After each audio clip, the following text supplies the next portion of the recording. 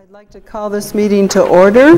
It's the regular meeting of the City Council of the City of Cottonwood, Arizona, to be held July 2nd, 2013 at 6 p.m. at the Council Chambers Building. City Clerk, please take the roll. Councilmember Dowling? Here. Councilmember Alinsky? Here. Councilmember Garrison? Here. Councilmember Howdige? Here. Councilmember Pratt? Here. Vice Mayor Piper? Here. Mayor Jones? Here. And just before the Pledge of Allegiance, I'd like to entertain a moment of silence for our heroes, the 19 firefighters who died Sunday. These firefighters, hotshots as they call them, put themselves in harm's way, and they're called to face ferocious and furious wildfires. We are all struggling to come to grips with the scope of this tragedy. We want to remember the community of Yarnell. Many people have lost their homes. And as I said, the firefighters. I called Mayor Kirkendall, and staff members have called their peers in Prescott and offered any assistance on behalf of the City Council that we could lend them. So the offer's out there. So if we could all just take a moment of silence.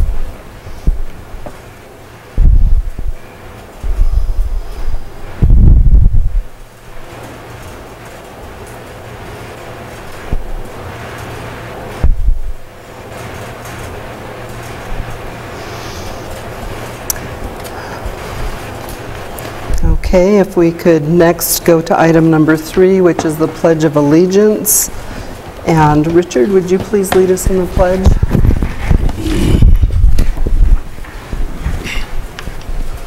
I pledge allegiance to the flag of the United States of America and to the republic for which it stands, one nation, under God, indivisible, with liberty and justice for all. And I'd like to welcome Councilmember Howdige back. Thank you. Hope you're doing well. Very well, thank you. Great, you look good. Okay, the next item is a brief summary of current events by the Mayor, City Council, and City Manager. The public body does not propose, discuss, or deliberate, or take legal action on any matter brought up during this summary unless the specific matter is properly noticed for legal action. Mr. Bartosh? Madam Mayor, council members, just a couple of quick items, and probably in response to your offer, Mayor. 2 of our wildland fire trained firefighters are over in Yarnell helping out over there. We are also going to be sending one of our engine companies along with the engine to Prescott on Monday, July 8th to cover one of their stations during one of the memorial services. And tonight we actually have Chief Fanning and Commander McCooch over patrolling Yarnell tonight at the request of the Sheriff's Department. So we're being good neighbors. Thank you very much. Last but not least, I would like to introduce a couple of special guests. Some friends of mine who are retired police officers from England, from County Durham, and they're on their way from Las Vegas down to Scottsdale, and they stopped to visit the area. So if you guys could come forward, this is Brian Stewart and Alan Penman, and they just got in town today. They're staying at the Tavern Cottage, and so just wanted to introduce them. Thank you very much. Just like to say it's very nice to meet you all. We haven't been here long, but we're here about 20 minutes. We thought we were back in England with the rain. So sad that come at this time with so much grief about, but we're really touched by it ourselves. I'd just like to say it's great to meet you all, and I'm sure we'll be here for a couple of days. I'm sure we'll enjoy it. Wonderful. Well, I wanted to hear you speak with your accent. I wondered how a cop from England would talk. So. Well, It's a bit of a mixture because we're both from Scotland. Okay. And we're in England, so what the accent is a bit of a Scottish and what we call Geordie, Okay. North of England accent. It's good that you can understand what we're saying anyhow. That's good. You're almost better than the Beatles, you know? You know what? Well, certainly don't look like them. It just occurred to me that maybe you don't have an accent, but we do. That could be. Hey, he said, Good. he said y'all with a Scottish accent. I think that's pretty cool coming from the South. I always love hearing people from England speak. It's just, I guess I grew up on the Beatles, so you know, I like the accent. Well, Liverpool's a little bit farther southwest from where we live, but yeah, it's nice to appreciate that. Well, thank you so much for coming to Cottonwood. And It's we great to be here. It really is a beautiful place. enjoy it. You'll have a good tour guide. Well, thank you very much. Yes. Well, thank you for stopping in to our meeting. We appreciate that. I will tell you that in the 90s, I went over with a group and we visited for a couple of weeks in County Durham, and Alan did the same, introduced us to his county council in their council chambers. And one of the things that was kind of amazing is they had this closet that they opened up, and it was filled with all kinds of alcohol. And we were offered, you know, a shot of single malt or a beer or I don't whatever. feel you have to do that for us. I think we only have sound equipment in our cupboard there. Is that in the budget? We do have the wine tasting rooms, though. Yes, we have lots of opportunities. Yeah, well, They are going to hit already those. had a quick look and we know where to go, so Well, welcome to our community. Enjoy. thanks very much. If there's anything we can do for you, let us know. So, see you else? Yeah, Have fun. and that's it. That's Mayor it? and Council. Okay. Did you enjoy your little time off? I did. It was a beautiful ride. First time I've ever been through Yosemite Valley, which God is absolutely spectacular. Although you can certainly see the impact of the drought.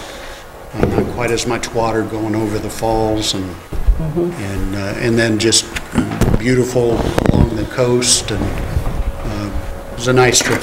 Great. Thank you, man. Vice Mayor. I took a trip to El Paso a week and a half ago. Spent 3 days there. I was never happier to get back to Arizona. It's really dry and dusty and dust devils all over the place. But my son graduated from the Sergeant Major Academy in El Paso. So now he's a Sergeant Major. Congratulations. Thank you. And Tom, Thomas Yes. Arthur Eichen. he's excited about that. And Yeah, and now he's stationed, poor boy, he's in Hawaii. in Hawaii. He Poor spent the guy. last 24 years in the desert. Now he's in paradise. so- All right. Good for And him. so how many years has he been in the 24. service? And that is the Army? He's in Army Special Forces and Special Ops. Okay. All right. Well, thank him for his service from all of us. Mr. Pratt? Yeah, I got to have two interesting experiences in the Verde Valley. On June 22nd, as one of the board of directors of the Chamber of Commerce, we were gifted a free zip line experience at the new Predator zip line over at out of Africa. And for a guy who is terribly afraid of heights, I had a blast. Did and you I said, really? just another thing in the Verde Valley that's going to bring people here. It was wonderful. You weren't even a teeny bit scared? Just walking over the rope bridge. I almost didn't make it. But everything else, they're so safety You conscious. feel You're really like you hooked feel up. secure and And the two young people that were our guides, who I happen to know, one of them was an ex-student, was just wonderful. And so how do people find out? It's out of Africa, it's out of Africa. and you go over the top of the animals. You go over the top of the animals. It's called the Predator zip line. You go over the lions, some tigers, panthers, giraffes. You get to see the wolves really close. It's just a unique experience, and it's great. And one of our ex-city employees is the general manager over there, Jason Little, and he just welcomed us with open arms. So All right, and they're fantastic. doing well. And the other thing I got to do was I was invited by a woman named Jill, I forget her last name, who I believe is like the general manager for Sedona Recycles, and I went and toured their site, and they really do a lot.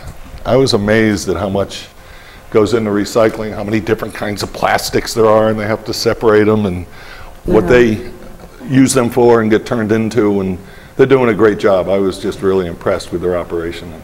So that was kind of neat too. And, you know, another great thing going on in the Verde Valley. Yeah, I toured that a few years back also, so they do a good job. Okay, council members, anything else? There was something, chamber mixer. Well, yeah, we had the regional chamber mixer, and there was over 400 people there. All the chambers from the Verde Valley were there. It was sponsored by Cottonwood and Sedona, and it was really good. There were a lot of vendors there with different types of food and lots of raffle prizes and music, and it was really a lot of fun. And the weather cooperated. It was inside and outside, and it was just a beautiful night for it. Good. So yeah, it was very successful. Great. I just wanted to remind the television public that they can watch Inside Cottonwood and City Council shows on Cable 1 and Suddenlink Channel 2. I like to remind everyone of this every once in a while, as well as on the internet at verdevalleytv.com. And they can also see it on YouTube.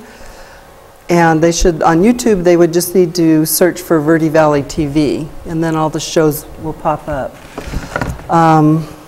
I interviewed a new superintendent from Mingus, Paul Ty, last month, and then this Friday I interviewed the new principal, Jennifer Chilton, for this coming month. And then I also was able to snag another show that I had planned on canceled, and I knew that Representative Brenda Barton was over in Prescott for these water hearings, so I Facebooked her and said, could you stop in Cottonwood in the afternoon? And she could. So I interviewed her, and she talked about the water hearings that she's going to throughout the state. So those are also available to view. And I attended a Greater Arizona Mayor's meeting in Cottonwood June 21st, and they met here in our city. And Mayor Mark Nexon from Lake Havasu is the current chairperson for that. We had Ken Strobeck and Renee Goulian as guests, and they kind of explained the perilous legislative session, and I think they were relieved that it was over. And they talked about the TPT tax, and this wasn't resolved until like the last day, with the impact, the negative impact that it would have on cities and towns. And Representative Karen Fan, I found out, I had talked to her, and she was a major impact down there because, you know, she was the mayor of a city, and she's a legislator that understands cities and towns. So she was able to go to the governor and explain that what they were trying to do was not only going to hurt cities and towns, it was going to devastate the state to millions and millions of dollars. So they were able to get a few things in there changed. But it still should be much easier for businesses, which was what the goal was to make reporting easier for our businesses. And Tim knows how hard that can be sometimes, anybody that has a construction business. So last Monday, June 24th, the Verde Valley Teen Center held a movie night for local teens, and I'd like to thank Sebule Cho and the Evangel Worship Center, because the Evangel Worship Center allowed us to use their building, which was very kind of them. And Cottonwood resident Jean Niptupski actually paid for all the refreshments, and there were a lot of them. So if you see Jean, be sure to thank her. She's a great person and helps with anything we ask her to do. She's quite a volunteer.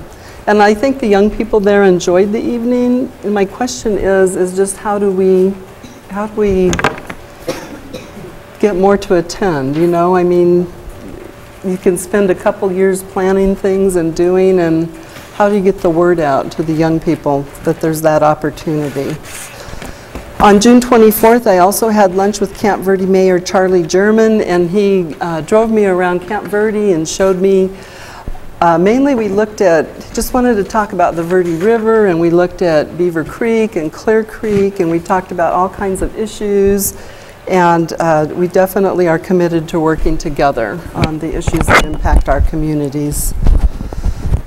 On the 25th, I attended the ADOT board meeting in Phoenix. I I didn't really find out. I was going down for a Flynn Foundation event anyway, and I didn't really find out I was supposed to go until the night before. So I attended about an hour before I had to leave, and in that hour, it was interesting. For 45 minutes, the conversation between the ADOT staff and the board.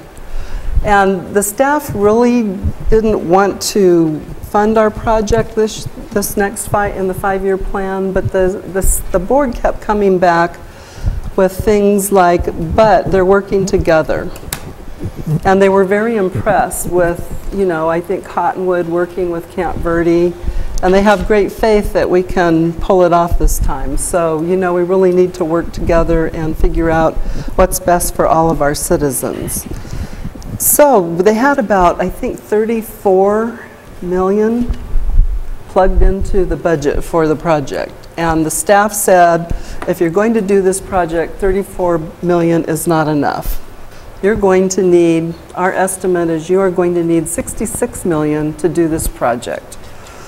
And so they allocated 4 million for 2014 to do the scope and go back and figure out. They've got a lot of it done, but to kind of rework that.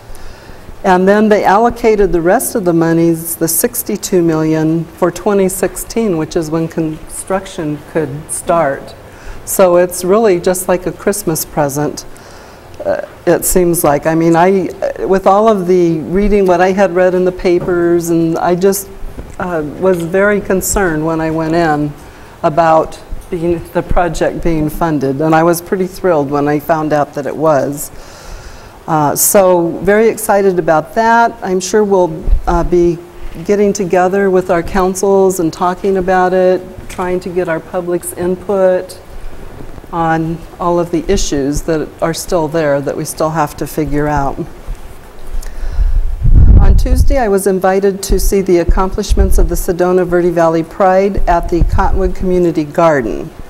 And through collaboration and hard work, they have a beautiful garden to display, and they hope to provide food to the community. And it's really shines, their garden down there. And they've had so many people working on it. So the years ago when the council created the community garden, this was really what we were looking for all along, all these years, was for the citizens to work well together, and I'm very excited to report that they are.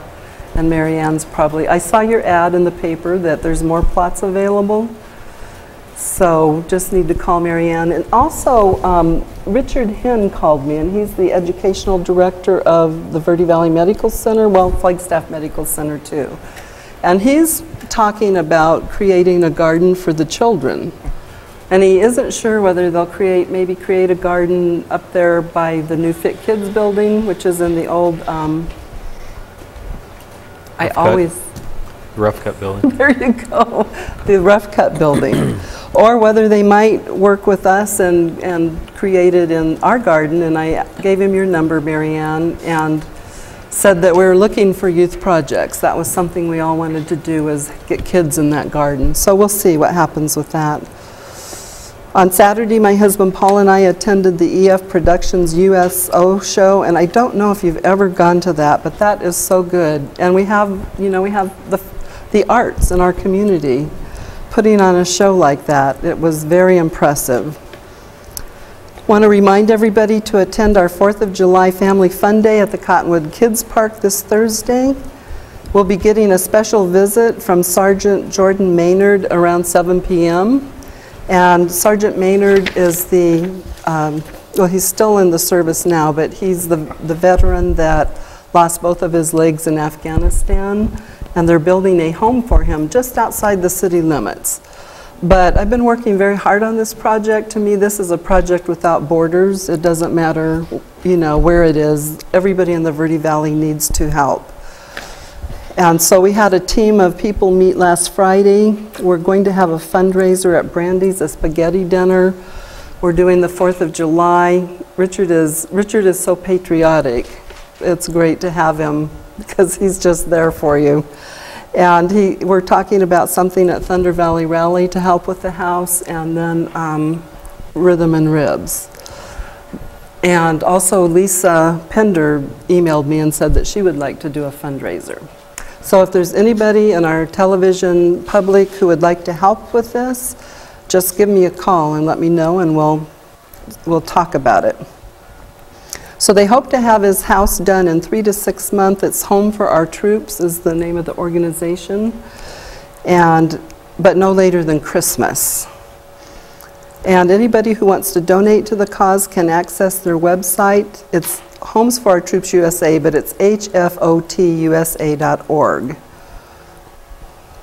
And also, as I understand it, we'll be having a fundraising table where our citizens can donate to the families of the 19 firefighters who died in the Yarnell fire. So it's kind of unusual that we have these fundraising tables, but these are extenuating circumstances. And I'd like, again, to thank Doug and Richard both for the support for these people. Tomorrow, Wednesday at 8 a.m., we'll be having the ribbon cutting for the new jail trail parking lot. So hope everyone can make it. The community is invited. So please plan on attending. This is a big day, and refreshments will be served. Is that right, Kyla? Okay, she's good with the refreshments. So come down and help us cut the ribbon for this new parking lot. And just one last reminder, on July 13th, the Verde Valley Senior Center is holding an Old Bags tea party and fashion show. And the fundraising for the Senior Center is more important than ever because they've really taken a hit in their budget through the sequestration. And that they only get 28% of their Meals on Wheels funded anyway, and they've got to fundraise for the rest. So if you can donate one of your old bags or a purse for the auction, they need to be into the Senior Center by July 8th. And just my memory, I think it's $12 a ticket to participate. That is my report to you all for this. Madam Mayor? Yes. Just two additions for the public is, you mentioned donations for the firefighters. If people can't make it down to the 4th of July event, we do have sites that you can donate or recommendations on our website and Facebook.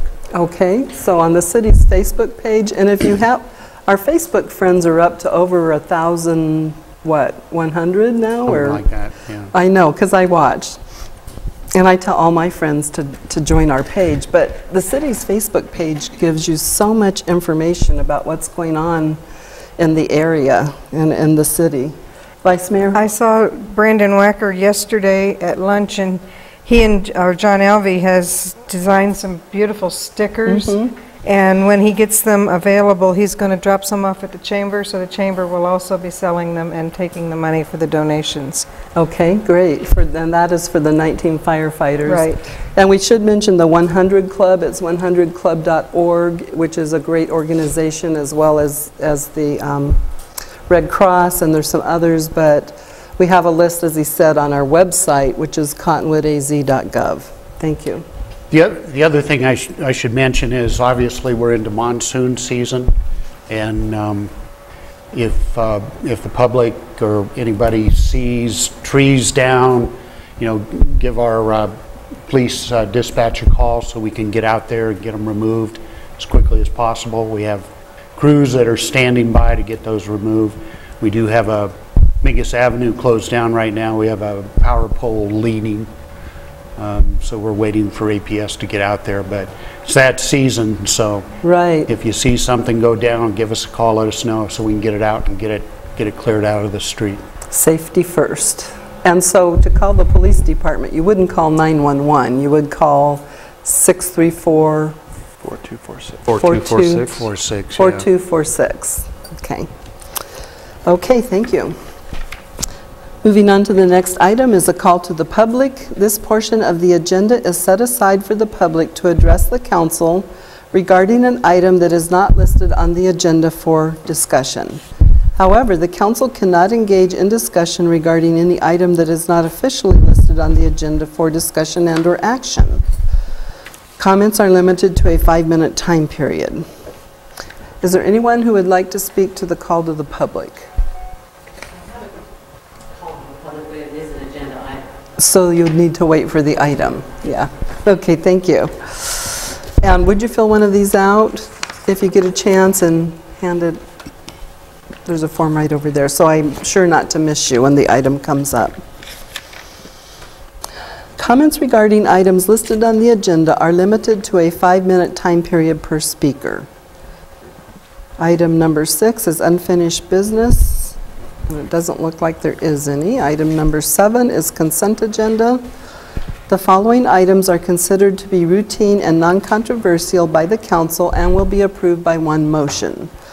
There will be no separate discussion of these items unless a council member or a citizen so requests, in which case the item will be removed from the consent agenda and considered in its normal sequence on the agenda. Item number 1 is special event liquor license applications submitted by Mary Valenzuela, applicant for the Verde Valley Fair Association for events scheduled for August 17th and October 18th and 19th, 2013, at the Verde Valley Fairgrounds located at 800 East Cherry Street. Item number 2 is application for acquisition of control for the current liquor license for the Maverick located at 690 West Highway 89A, Lauren Merritt, agent. Are there any items that the council would like to remove for discussion? Are there any items that the citizens would like to remove for discussion? If not, Mr. Pratt? I move we approve the consent agenda. I'll second. Okay, Mr. Pratt made the motion, and I think Mr. Elinsky was a millisecond quicker. That was me. It was Dowling. Oh, it was Dowling? Okay, Mr. Dowling seconded it. All in favor? Aye. Aye. Opposed? Motion carries. Item number 8, new business. The following items are for council discussion, consideration, and possible legal action. Items number 1, resolutions number 2702, 2703, and 2704, appointing members of the city's airport commission. Mr. Scott. Thank you, Madam Mayor. Madam Mayor and members of the council, as of the end of June, we had 3 positions on the Airport Commission expire. It was Chairman Jim Money's position. His term expired along with Rex Smith and Bill Wade. If you recognize Bill Wade, it's because we just appointed him to fill a vacancy about 2.5 months ago. But he understood at that time that there was a short term left. We do, fortunately, have a total of 6 positions. Obviously, the 3 incumbents are also reapplying. We also have 3 new applicants. I've met with all of them with the exception of Mr. Shuttleworth. However, I did have a chance to review his application. One of the big benefits and the things I'm really excited about this time is lots of good applications. I mean, everybody, good experience and aviation background. Any one of them I'd be very happy to work with on the Airport Commission. Unfortunately, I don't think any of them were able to attend tonight with the exception of Mr. Shuttleworth, just because I don't know him, so I didn't know if he was in the audience or not. But unfortunately, no one else was able to attend tonight. I was reading the code today and I actually printed it. I just didn't bring it with me. But our code said that of the 5 members, 1 member needs to be not associated with the airport and live in Cottonwood. And we don't have that member, and we haven't had for a long time. And I would like to keep 1 position out and re-advertise for that person. They represent the citizens of Cottonwood. So I don't know how the council feels about that, but it's definitely up to you. But I'm concerned about that. Madam Mayor, if you Yes. don't mind, I'll jump in there, and we can definitely re-advertise this if that's the direction you'd like to go. I would like to add that Bill Tinnen is a gentleman who's, although he was a pilot many years ago in the military, he's not currently associated with the airport. He's not a current pilot. Also, Mr. Williams, I believe many of you know Rex Williams is not a But they don't live in Cottonwood, right? That's correct. So they don't fit the municipal code, Yes, unfortunately. that's correct. So, If you'd like, we can leave 1 position open and re-advertise that position. Mary Ann might know more about that than I do. well, if we don't, we're not following the municipal code. So, Did the code requirement, was it written as an and? Or did 1 member have to be Cottonwood resident and 1 member have to be a non-airport user? It was the one position I Had to thought be was both. both. Because that's But not the like way I I remember said, reading it, I but- printed all of that out, and it must still be in my printer. Madam Mayor, may I Yes. quote from the provision? Okay, thank you. You found it. One member should not be required to be a tenant lessee of the Cottonwood Municipal Airport, nor shall they be required to have a working knowledge of airport matters. They shall, however, be required to live within the corporate limits of the city of Cottonwood and shall represent the general public interest. Okay. So that- it's written in the negative. They don't Yeah. have Have to to? not have that kind of experience. They don't have to have it. Okay. But they could have that experience. But they do have to live inside the city limits. Yeah. So we have one member who lives in the city, which is the chair, that's been on the commission forever. But I really would like to see a non-airport person serve on this board to represent the citizens. I'm curious, how many applications have we received from a person that would fit that criteria? Right now, Rex Williams is the only person who, although he does have an aviation background, he's not on the airport. Actually, and I apologize, I'll take that back. There's two parts to that question, if you don't mind. There's, do they have an aviation background, and then are they currently connected with our airport? Actually, only two of the applications right now are current tenants of the airport. That's the chairman, Mr. Money, and Bill Wade, the most recent. So James Money and Bill Wade are the only two connected, because I was making a list of the requirements according to code, and there really isn't a question on the application that asks that particular thing, so it's kind of hard to figure out whether they have an association with the airport.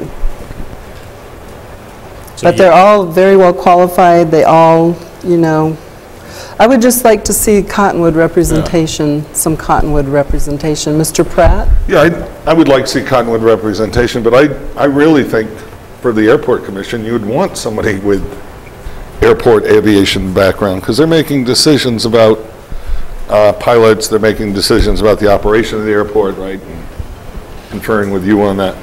And I would think we'd want somebody with the experience, but certainly we could have somebody with the experience, according to code, but from Cottonwood, and we wouldn't be in violation of code. Right, so not I guess required. the issue is, for me, and I may be the only one, but the issue is that the person who didn't have a connection to the airport would be more likely to represent the citizens of Cottonwood, because they wouldn't have an interest in the airport, so they would more likely represent the citizens no matter what the issue was. So if there's an issue with noise, I'm just picking something out because, and all of the citizens in Cottonwood were up in arms. If you had a plane and you were flying in Cottonwood, you might not be as concerned about that as someone who wasn't associated with the airport and was just representing the citizens' interests. So it doesn't matter to me, whatever, if you guys want to just move forward. I just wanted to express my concerns about that. I understand your concern. I think that, in terms of having a safety valve, I think that the commission is just advisory to the council. So, I feel like we are the ones that would represent the citizens' interest the most. Right, and that's exactly true. Yeah, I guess I feel like Jim Money may be that person that fits the code requirement, and that he lives in the city limits of Cottonwood. And I feel like we have good applicants, and I would hate to leave a position unfilled. And that's fine, just wanted to let you guys know how I felt. Sometimes I don't think the citizens are represented totally with, folks that live out of town, and they don't represent Cottonwood. So how do we get more Cottonwood people to apply for these positions too? Free airplanes. Or airplane rides, maybe. I don't know. Free rides? Yeah, you can't force people to apply, and people who are interested want to apply, and I think people who don't have aviation experience probably aren't interested. And if we do have someone who brings up concerns or any issues that may not be really interested in participating full-time on the airport commission, but they can always bring those items to the commission, we can be brought up and discussed. And in fact, we're having that discussion right now with a resident out in the Verde Villages south of the airport, and he's meeting with to the commission members to find out, okay, how can we resolve some of these issues? Okay, good. Mr. Pratt? My concern is that we have 6, from what I've read, very qualified applicants, and we can't appoint all 6. Exactly. So it's hard, how do you choose the 3 you apply? In the past, we seem to have chosen the people that were incumbents if they wanted to serve again, and they've served and participated pretty fully and effectively, and so it's a tough choice for me because all 6 of them are They're very all qualified. excellent, Read qualified. through their applications. It's tough. Vice Mayor? How is the attendance and participation with the 3 that are current members now? Are they able to be there at the meetings and participate? Yes, they all 3 participate very fully. Mr. Wade is out of town on business quite a bit, but he also knows his schedule, so he usually lets us know a month ahead of time. He says, hey, is there any chance we can bump this to the following week? Or and as long as we get enough notification out, that's usually not a problem. The 2 incumbents who are not coming up right now are Bill Tinnen and Ron Crum. They also have good attendance and active on the commission. So.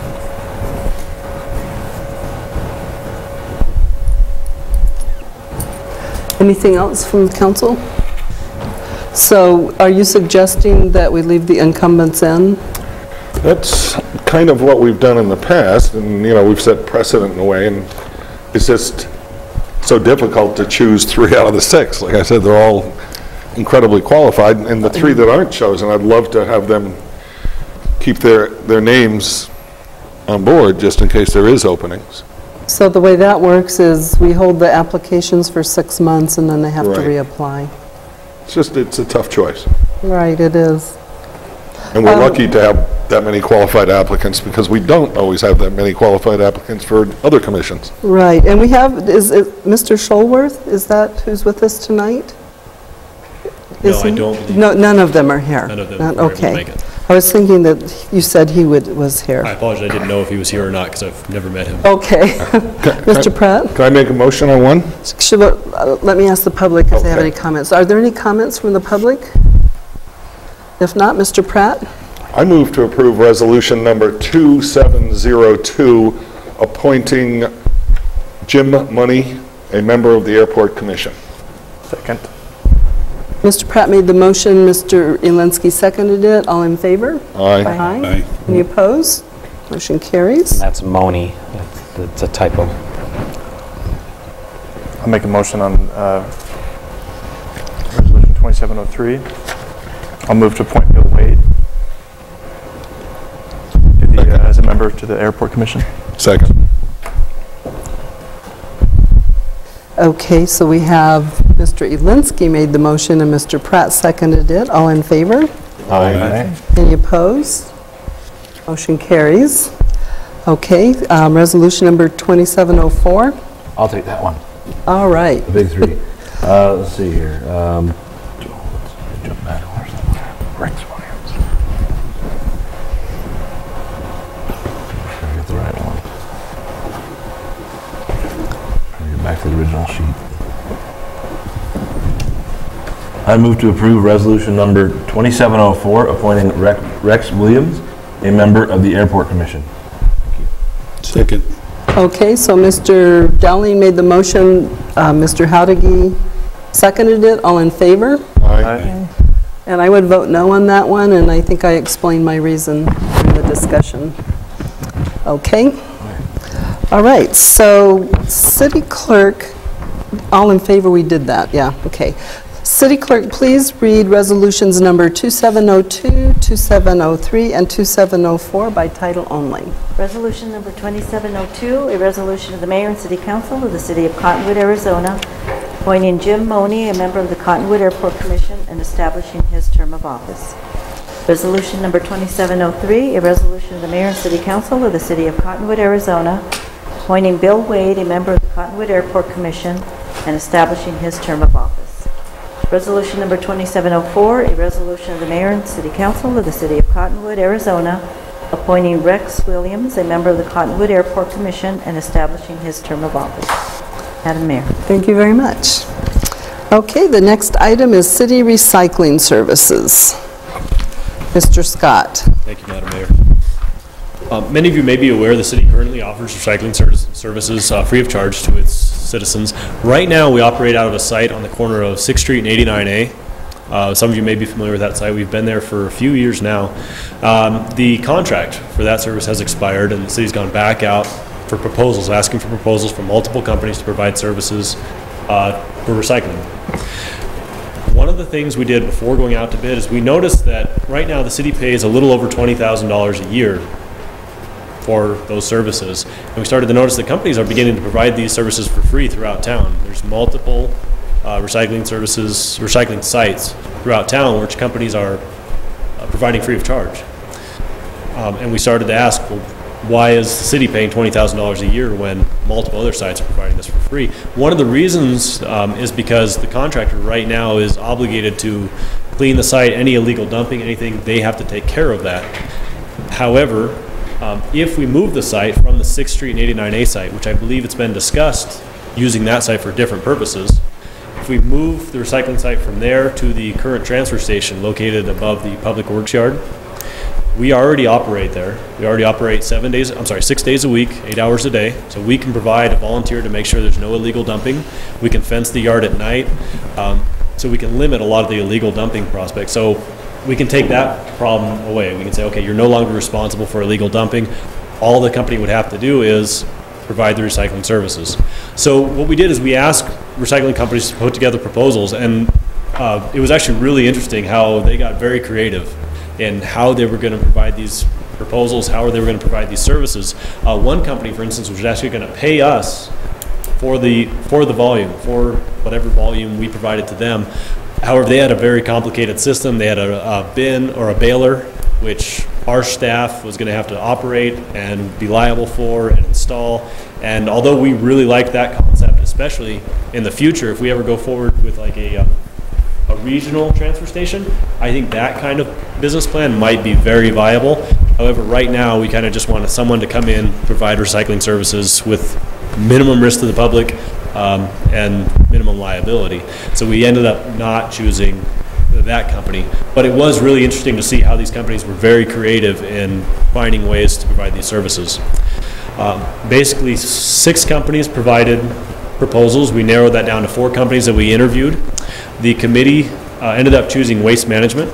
Waste Management had, we felt, the simplest method with the best deal for the city. And I'll go through the exact details in a minute.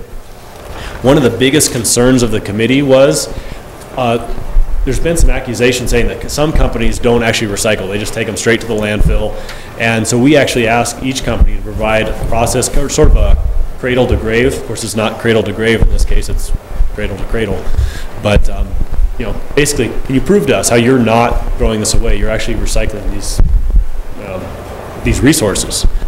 And I was actually very impressed. All the companies able to did a very good job of, you know, this chain of custody. This is where it goes. This is what we're doing with it. Waste Management, I'm not at all concerned that that's what they're not throwing in a landfill. In fact, it's not valuable to them. It's a valuable resource they're not throwing in a landfill, which costs them money. Waste Management, as you can see, did want to provide these services free of charge, with one exception. They said glass is the only resource right now that they can't take for free. And so they gave us 2 options, which, again, something I appreciated, that they just didn't throw us one option, said, here it is, this is all you got. They said, they can either recycle it for an estimated amount of about $6,000 a year. And again, it'll vary. If we bring them less glass, it costs us less. If we bring them more, it'll cost us more. But if we choose for them to recycle the glass, it'll cost us $6,000 a year. If we don't want to recycle glass, we can do that. Or, if you'd like, something else the city can do, we can go ahead and buy the bins, buy the equipment, and we can haul it ourselves to a recycler who will take it for free. The biggest problem with recycling, the biggest costs are the hauling. So if you wanted to, the city could take that cost, or we could let Waste Management do it, or we could not recycle glass. So we've got several options we can discuss tonight. But the first is whether or not the city wants to go with Waste Management, which again, basically all other services free of charge at our local transfer station. There is one other issue I'd like to talk about tonight. It was brought up recently. Currently, the Cottonwood Lions Club provides aluminum can recycling at the 6th Street and 89A site. And they said, oh, where's our, what's going to happen to us? So we've actually already began discussions with the Lions Club. Unfortunately, we've been playing phone tag, myself and a member of the Lions Club. Several options, though. If they want to continue providing the same services at our transfer station, they can do that. They'll just have to provide us with the same insurance that we're requesting of every other company. Or we can work with them finding different sites throughout the city. It may be more beneficial for them to find a site that's open 24/7 or more often, but we can work with them in whichever direction the council would like us to. But those are the only two concerns I have right now, is the glass and Lions Club. But again, I think we can work through both those issues. Thank you. Mr. Pratt? Yeah, I have been a little disappointed in the 6th Street site over the past year. People are dumping stuff they shouldn't, but I also think part of the problem is the contractors were letting the bins get too full at times and they're overflowing. And that's how I got interested in Sedona Recycles, because their sites were really pristine. Is there any way to estimate what it would cost the city to transport the glass ourselves? Because I know Sedona Recycles, again, would take it, but I'm not sure there's a way to get an estimate on what it would cost to transport. Also, I think we may hurt ourselves. I think fewer people will recycle. For one, the transfer station or the compactor station where we're going to set up the recycling is difficult to get into at times. Times people wait long period of time to get in there, and I think people will find it inconvenient, and it could hurt our recycling efforts. And the other is the limited hours, and people could find that inconvenient. And so I'm not sure where to go, and I'm not sure if there is a way to estimate the cost for us to haul the glass ourselves. Mr. Elinsky? I did want to, I had the same concerns about the hours of operation and sort of the logistics of where, a potential customer would take their recycling up there. I'm pretty familiar with the yard, but I just can't imagine where they're not going to have to drive up closer to the compactor, are they, or will it be down lower, in the lower section of the yard? Madam Mayor, if you don't mind, I'll jump in and answer all three of those questions. I'll start with yours, Mr. Linsky. How will the yard be set up? I think the ideal situation is when you first drive in the gate off to the right, there's a bunch of, in fact, it's just brush right now, it's just weeds. We're going to clear that out and put in all recycling. The idea being you pull in, the first thing you do is unload your recyclables, then you drive by our scrap pile, your brush. All of these things, by the way, are free with the exception of the brush. So it really encourages anybody who's bringing anything in, hey, can I offload any of this in order to recycle it? I'm not sure how much that's going to work as far as cardboard and plastics and glass and those kind of things go. It's been very successful as far as scrap metal goes. We've recycled a lot of scrap metal that would have otherwise gone to the landfill. So I hope that answers your question as far as where it's going to be. And I think the other thing that we'll do is the line tends to start up on top of the hill. So I think people should be able to get in hopefully easier, more often in order to get to the recycling bins to offload. So they won't have to wait in line. There'll be a separate line going to the compactor or the roll-offs up there. Yeah, they'll be able to. Ahead. Okay. The hours of operation, however, that is a concern. I think that's, at first, that is going to limit us for two reasons. Both, we're limiting the hours of operation, and also that site's just not as convenient. It's not right in the middle of town, which is inconvenient. So I think until we train people to know where the site's moved and the new hours of operation, we might see a slight decline. But another thing we can consider is, remember that we do have all these other recycling sites throughout the city. Do we just want to direct them with both signs at the transfer station and signs at the current 6th and 89A site, just saying, hey, by the way, this site's now closed, here's a bunch of other sites throughout town that you can recycle at. Mr. Pratt? Yeah, I do believe, though, that again, this comes from my visit with Sedona Recycles, I think they're going to pull their bins. I really do, and they're the ones I use at the county building, and I don't know if it's some kind of strong-arm tactic, but I think they are going to, because it costs them money, I believe. That was the impression I got from meeting with them. Well, that sure didn't happen after they no longer had our contract. They went out and they put up bins all over town. Yeah. So. But I got that, it wasn't directly stated, but it was implied that they were probably going to be removing their bins. And they've provided a lot of these, what I call satellite sites, And I don't know if anybody else is providing sites other than them, are they? Actually, I think we have one representative here tonight who might know better than me. We can ask that question. Okay. Madam Mayor, if you don't Yes. mind, Councilman Pratt asked earlier about a cost estimate to haul glass. I don't have an exact answer for you. I did do a little bit of basic research. I think for a few $1,000s, we could buy a bin that we could haul. So for the cost of an employee and a truck, say once a month, plus the initial upfront cost of the bin, not a lot of time and effort. But I think Mr. Dowling? Did you include in that cost the separation of the different glass? Because I know that's a big thing with glass and color. As in clear glass is one thing. You know, I know that they usually have you separate the glass out. So that might be another step. I think that's usually what a lot of people will walk up with their big box of like multicolored glass and just throw the box on there, or they'll dump it all in one. And I have a feeling at some point somebody gets to stand there and separate that. But so when you say we have a bin we can haul, if we're going to do that, we probably need to have a multi-chambered bin and at least try and maintain some control over the color of it. I think anybody we take it to will probably want that as well. I'm guessing. one of the things we were considering is there's bins that basically go on a pallet that we could have several out there for multicolors. That way we can load them up in the back of one of our trucks, take them somewhere to dump them. Right. I was just going to share with you all, I think this came from the city of Prescott in an email or something, which made me go to their website, but starting July 1st, it says recycle your old electronics. So the City of Prescott Transfer Station operates an e-waste electronic recycling program. Accepted electronics can be dropped off at no charge. It includes computers, flat screens, LCDs, LEDs, plasma TVs, fax machines, copy machines, blah, blah, blah. They no longer accept analog televisions. Their hours of operation are from 8 a.m. to 4 p.m. Monday through Saturday. And then they also have glass recycling, but it sounds like they have residential containers.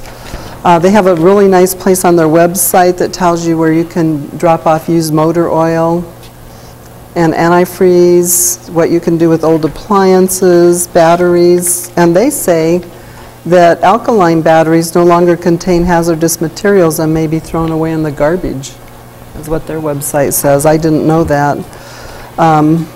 Please choose rechargeable batteries whenever possible.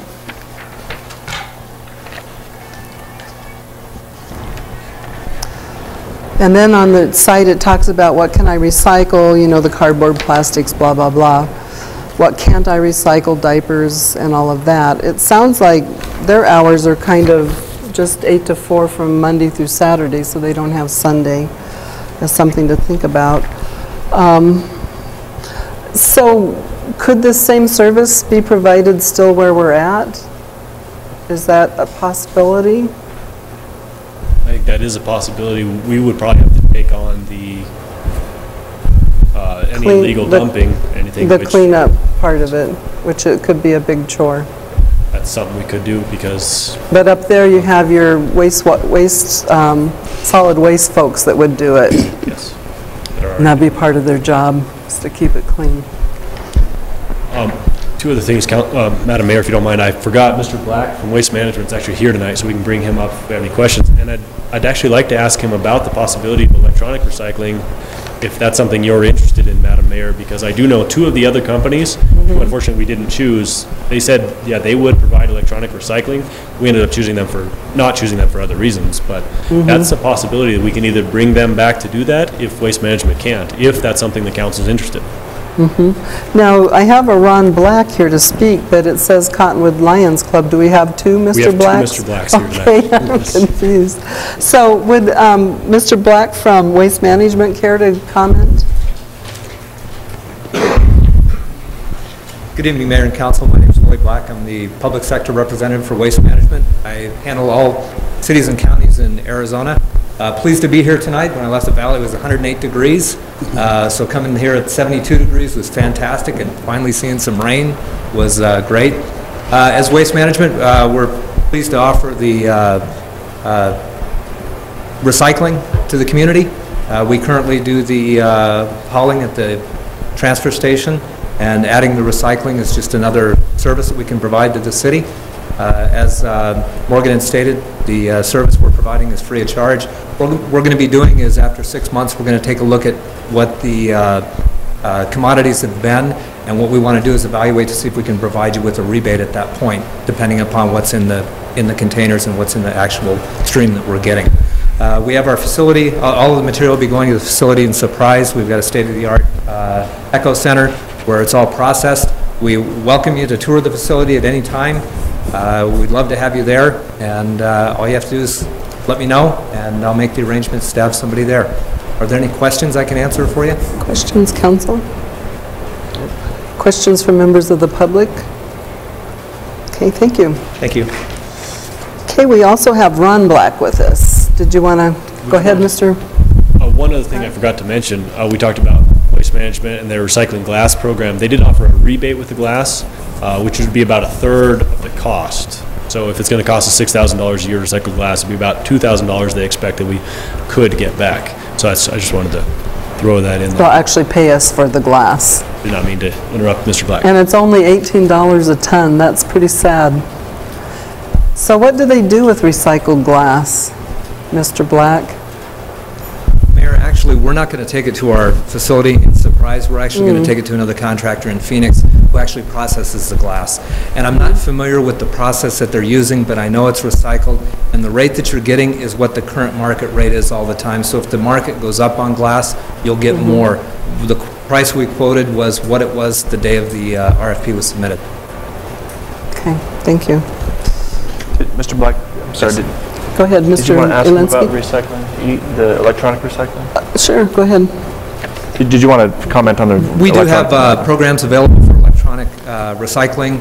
There's programs that we can work with the schools on. We've got a Cartridge for Kids program that is actually no charge, gives a chance for the schools to earn a little bit of money back, and be more than happy to connect with the schools and get that type of program rolling. Schools always are struggling to bring in extra money, and this is a way that they could do it. You know, the small electronics can take a look at the possibility of if the city's interested in electronics, I can provide you with a quote of what it would cost to do that.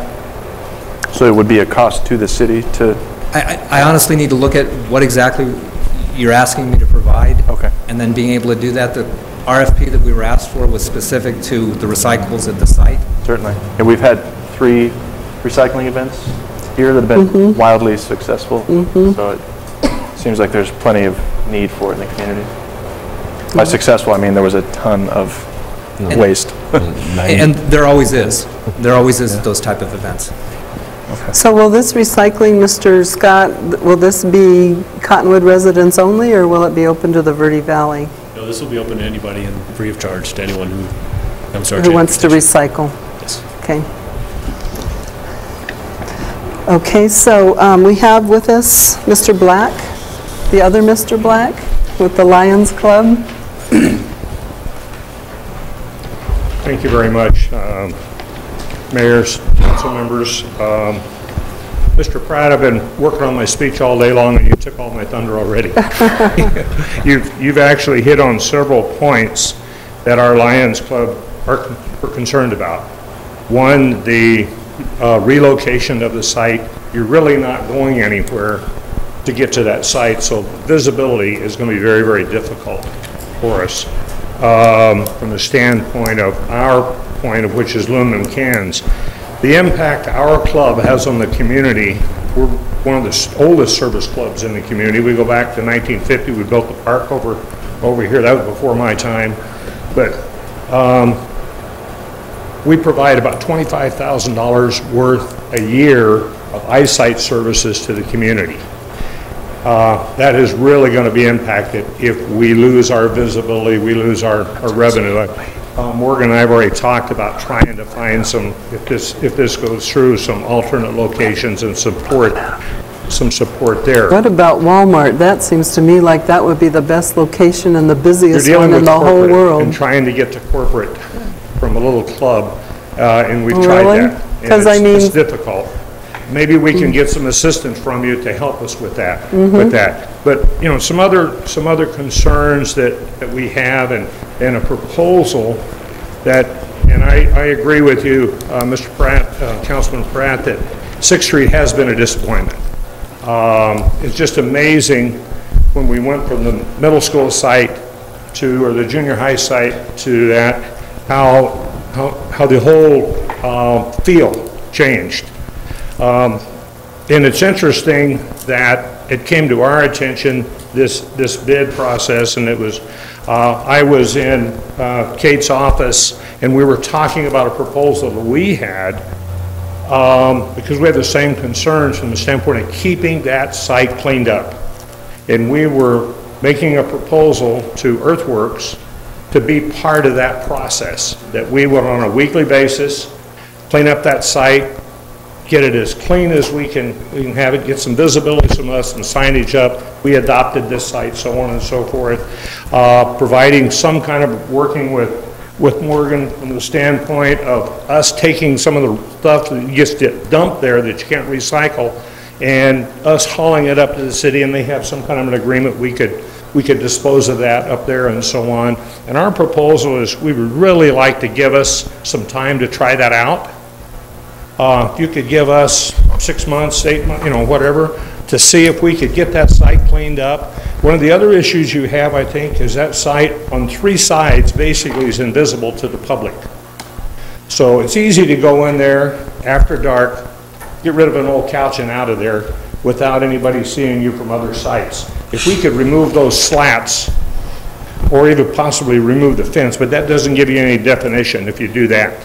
But if we remove those slats, I think you're going to see 360-degree visibility, at least visibility on 3 sides from traffic, maybe not the back side, maybe not the east side, but I think that, and the reason we say that, if you'll remember, if you've used that site at all, our container was in the back. Mm-hmm. We spent $500 in the last year rebuilding that based on 4 different situations with vandalism, people trying to break into it. And we finally said, we're going to quit fighting that, and we moved it out to close to the road right as you go in. We have had no problems since then. We don't get as much volume because it's not close to the other dumpsters. But from that standpoint, I think that's proof right there that if you open it up, you give us some visibility, you're going to see a lot less just dumping as opposed to recycling there. And our club would we're committed to that, to work with Earthworks to see if that could happen. Give us a point, give us some time, and I think you would see a big improvement with that. We would be committed to do that once a week, plus any big items, get rid of them immediately. You know as well as I do, anytime you see those items and they sit there a while, the power of suggestion, that's where I'm going to get rid of my stuff. But if it's out of there, they're looking at they're pride themselves in a clean site, then I think we would see some improvement with that. I don't know if Earthworks would agree with that, but we sure would. So thank you very much for the time. Thank you. Okay, Kate Blevins.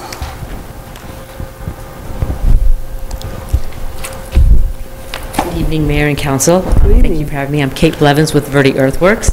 I just want to shed a little light on my history with rural recycling. And 25 years ago, I found a purpose in my life to bring recycling to the Sedona Verde Valley. I was the founder of Sedona Recycles. I designed and built that place. I wrote the grant that built that place. It was a $75,000 grant from ADEQ to do waste diversion. 18 years later, which was 5 years ago, there was an opportunity where the state expanded the grant opportunities, and I was the last recipient of an ADEQ waste reduction grant to build another rural recycling facility, and we found our location in Rimrock, right next to the I-17 interchange, which was, at McGuireville. And it was a perfect location because having been at Sedona Recycles for the 12 years I was there when we were shipping and receiving and knowing that there was a bottleneck there and traffic constraints, and that Sedona Recycles was built for Sedona, hence the name. So my goal and my purpose was to find a location in the Verde Valley that could serve the greater Verde Valley. I wasn't going to go to Prescott because recycling wasn't happening there, and Flagstaff had their things. So my focus was, and my heart is here. And our facility has been open for 2 years now. We are a state of, for being small, we call it ourselves a SMRF, a Small Material Recovery Facility. And we are very proud of what we do. We have, again, I am an owner-operator, and I have 4 trucks on the road. We have 8 routes that travel all the way up Oak Creek Canyon. We do Montezuma Rimrock, and we did sell our residential routes just December 1st of this past year to Taylor Waste because he could offer more recycling to more residents because he had a stronghold in the Verde, and also he could reduce the carbon footprint of having another truck going up and down every neighborhood in the Verde. So that was a win-win-win. We were able to transfer our residential recyclers over to Taylor and expand our business in commercial recycling. So for example, I run down Main Street in Cottonwood twice a week. I have every winery on this street, on this little part of the neighborhood. We have the guidance clinic, we have the national parks, we have the Forest Service. Because rural recycling is a giant challenge, and we all should be proud of Sedona Recycles and the work that they do and what Verde Earthworks is, because we are a model not only in the state of Arizona but in the U.S. It's a very challenging place to be because we have mileage and very few stops between those miles. We talk about carbon footprint. Well, when your recycling goes over to 6th Street, it goes 16 miles down the road to our little recycling facility where we sort every type of plastic. We sort the paper, from the cans and so on and so forth. We also collect glass. We are the only company that collects glass because our trucks are compartmentalized and we can collect glass at the curb and sort it, and that is mostly for businesses. Again, when you look at waste diversion, 75% of our waste comes from businesses, 25% comes from residential. So Verde Earthworks, again, we're looking at where the volume is. I want to bring up the RFP that the City of Cottonwood put out. It did not include paper, it did not include cans. Those 2 commodities are the biggest money makers, especially when a rural program. If we don't get paper, and I'm not talking about cardboard, I'm talking about your office paper, newspaper, shredded paper, junk mail, all that other paper that we see in our offices every day and in our households. That wasn't even included in the RFP, and neither were cans. And cans, again, like the Lions Club, which we support them and have always, hosted them at our sites, is, it's critical to going back to community projects. So I wasn't quite sure, and also the bid did not include a pricing unit. Well, I know as a small business person, we're running some, diesel trucks down the road. They're high maintenance. It cost me $3 a mile just to put that truck on the road. I don't have the deep pockets to afford the, a loss in cost to keep my trucks on the road. And that's another thing I want to bring up is the carbon footprint. I mentioned Taylor Waste and his ability to downsize traffic in our neighborhoods. But on the other side, when your materials from 6th Street are just going 16 miles down the road, Waste Management is going to haul those materials all the way to Prescott Valley, compact everything together, which means plastics, aluminum, all your paper gets compacted at the transfer station in Prescott Valley, then it gets hauled to their $17 million facility in Surprise to be sorted, and it is a state-of-the-art facility. I mean, yes, they have photo eyes, they have magnetic pulleys, they have separators. I don't know how many employees that facility manages, but to me, Surprise, Arizona has enough population base that they should be able to find and source their feedstock from the valley. We need to keep our resources locally. Locally, I've got 8 employees. They all have children. I feel responsible for their livelihood. And if we take these, just like Sedona Recycles, they have 15 full-time employees. It's their livelihood. It's what keeps, and we all have developmentally disabled people working for us. All these people live here in this Verde Valley. And I just feel it's very important to keep our money locally, our jobs locally, and think globally. Let's just think locally and keep our dollars here and our resources here. And I can answer a lot of your questions about glass and how you can make money on it if you want to. So if it's colored, it's only worth $5 a ton. If it's separated and you got clear, then you get the $15 to $18 a ton. We mix our glass together. It goes to making fiberglass insulation. And we do get paid for it. And I have toured Kate's facility, and it's excellent. And as she says, she does employ local people, and she's done an amazing, fantastic amount of work, and what she does in her facility is really nice. So. And we did it through the toughest of times. That grant was issued in 2008, and the economy fell 3 months after. And it took me 2 years to get an SBA loan because no one was lending money. So I've put my heart, my soul, and every nickel and penny and dime I have into what we do over there. And again, waste diversion, we're still only at 10% in this Verde Valley. And that's not enough. So yeah, the word needs to get out to recycle more and make it more, and again, I say keep it local. So. Mr. Linsky? So is the significant cost difference in your estimate versus waste management, is that because the glass and no, tin wasn't? It's the cost of, I've got $15,000 worth of containers sitting on that site. I run my trucks every time they come in and out. It's like I've got maintenance, I've got fuel, I've got overhead. But you said that paper and tin wasn't included cans, in aluminum cans. Yeah. So would that affect your the paper would cost? definitely affect. Okay. If that were in the RFP.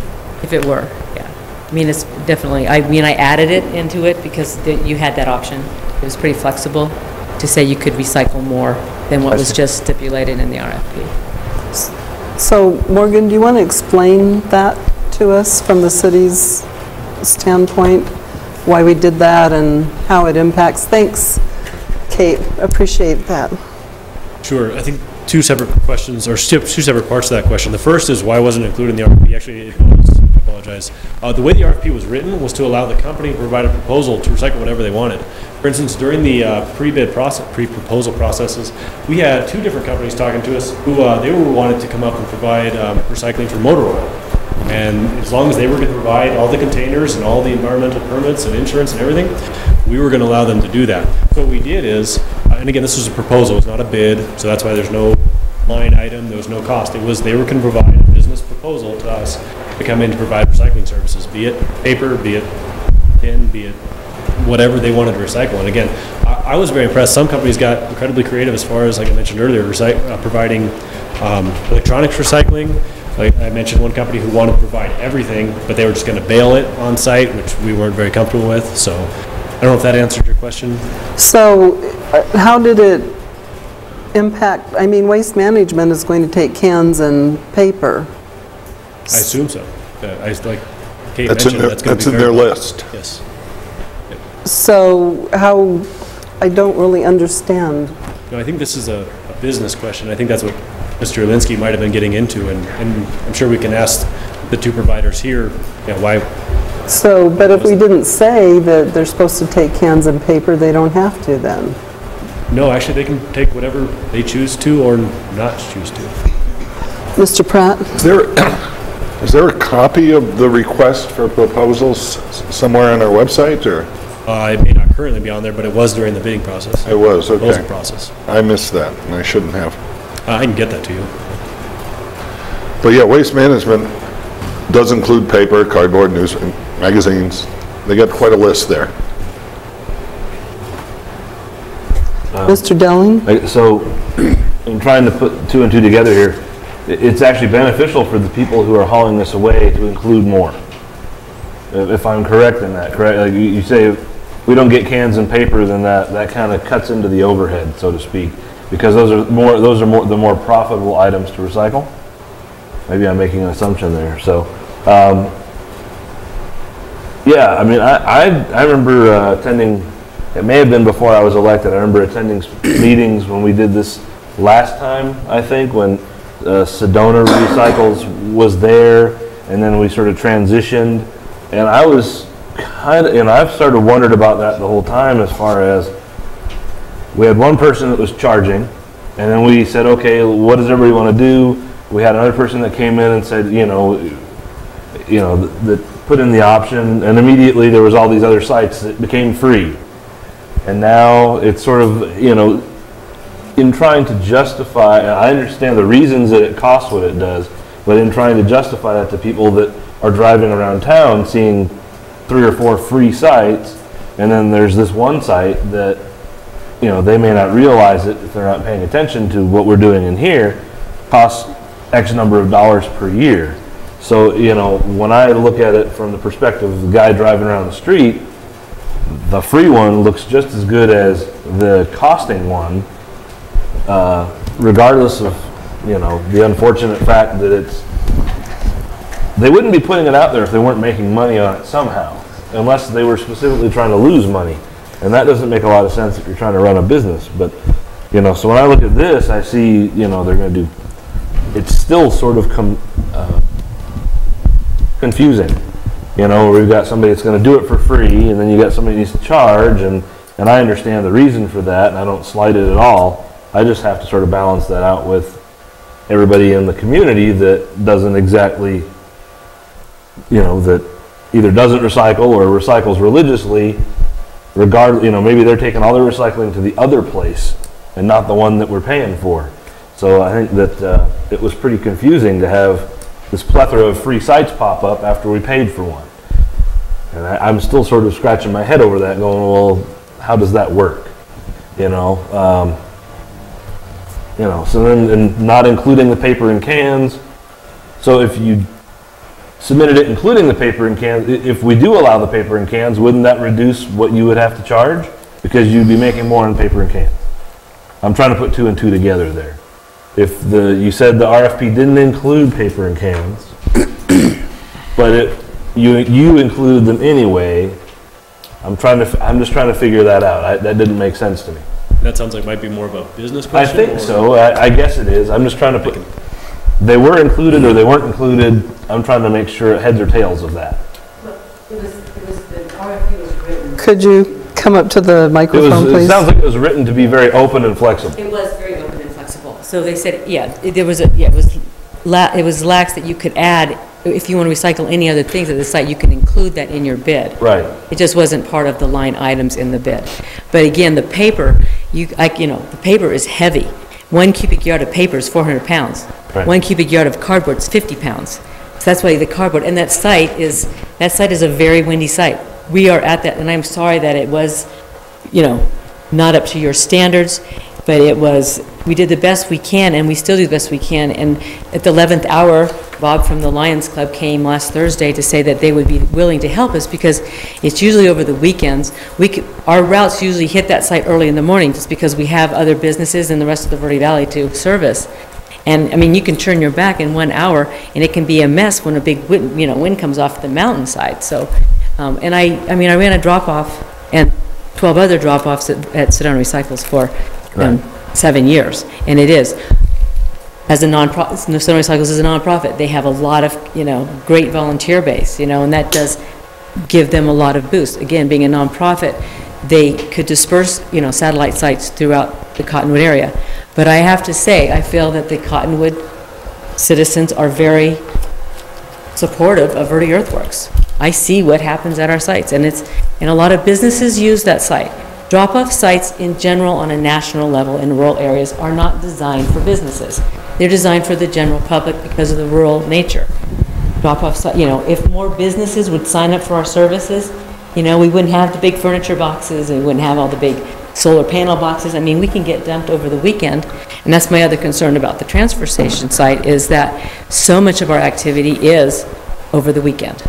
And it's amazing how much comes in just, I'd say that's when we get most of our activity is on Saturday and Sunday and after hours. I know the bars definitely dump up there at, 10 o'clock at night or maybe earlier in the morning, so. Weren't we going to lock that at 6 o'clock at one time? Did we ever not do that? Yes, we did. Thank you, Ms. Blevins. Yes, we did lock that site for quite a while, and then with the exiting of the park host and a few other positions, that kind of got okay, put just on the wayside. Checking. Mr. Elinsky? I have another question for Kate. Sorry to make you keep coming up and down. I'm having a hard time understanding because one of the reasons it says we've hired you for $20,890 a year. And we were the low bid 2 years ago. And one of the reasons why you say why the report explains the cost being so high is because you've been responsible for cleaning the site. But over at the transfer station... we run trucks, and this is the cost to run the trucks and to provide the containers. Okay, well, I'm just reading... We do clean the site. Right, but cleaning, in case somebody dumps a mattress or a couch or whatnot there. That we had an agreement with the city to handle anything large. Our trucks are front-end loaders and residential side loaders, and there's no place to put anything. We do bring a pickup over here every week to rake, but we do have a relationship with Appliance Junkies, so when there's TVs or computer peripherals, we can just take it right next door. That we can fit in our truck. But mattresses, and we have not had the illegal dumping, I would say, in the last year, like it was. It was, when we first picked up that site, it was really bad. And I think it's really, the kind of stuff we get is like toys and playground equipment and swimming pools that people have good intentions, but I don't feel in the last year we've had anything like the first year we were on the site. So the point I'm trying to make here is that it quotes one of the reasons why it's expensive is because you are required to clean that up as part of your contract with the city. That is not why it's expensive. It's expensive because we run trucks up and down. We have to pick up and empty all those bins. We're there 5 days a week. And my employees sort everything with their hands. I just noticed it was $90 less for you to operate up at the other site where the city would be cleaning up, unless that's a typo. It looks like it's $90 less. And your bid that you gave in this packet, it says $20,800 was your bid to, maybe that's a typo. No, it was probably because there would be less activity too, a lot less activity. Yeah, probably is a typo. Okay, that's all, Kate, thanks. Thank you. Thank you. So I have a question for our attorney. It's not like when you put out a bid that you can just pick someone because you really like them a lot. I mean, you have to go by state laws, and so where are we at with that part of it? It's with an RFP, the standard is the proposal that the council deems and the staff recommends, but the council decides is the most advantageous to the city. It's a subjective standard, and you get to decide which proposal is the most advantageous to the city. Okay, still answering to the citizens, but we can pick then the larger cost if that's what council wants to do. Any other comments?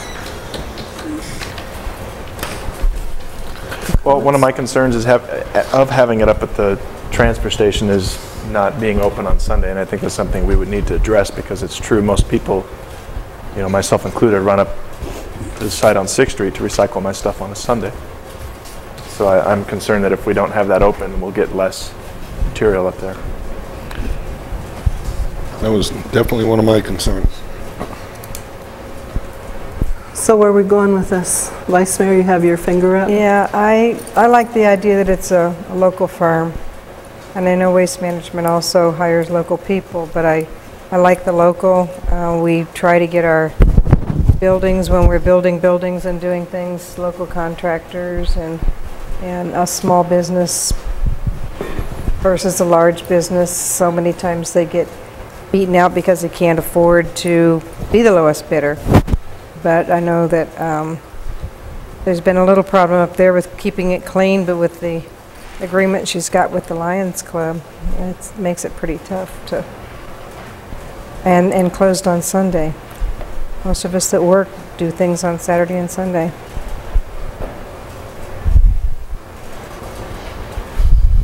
Mr. Dowling?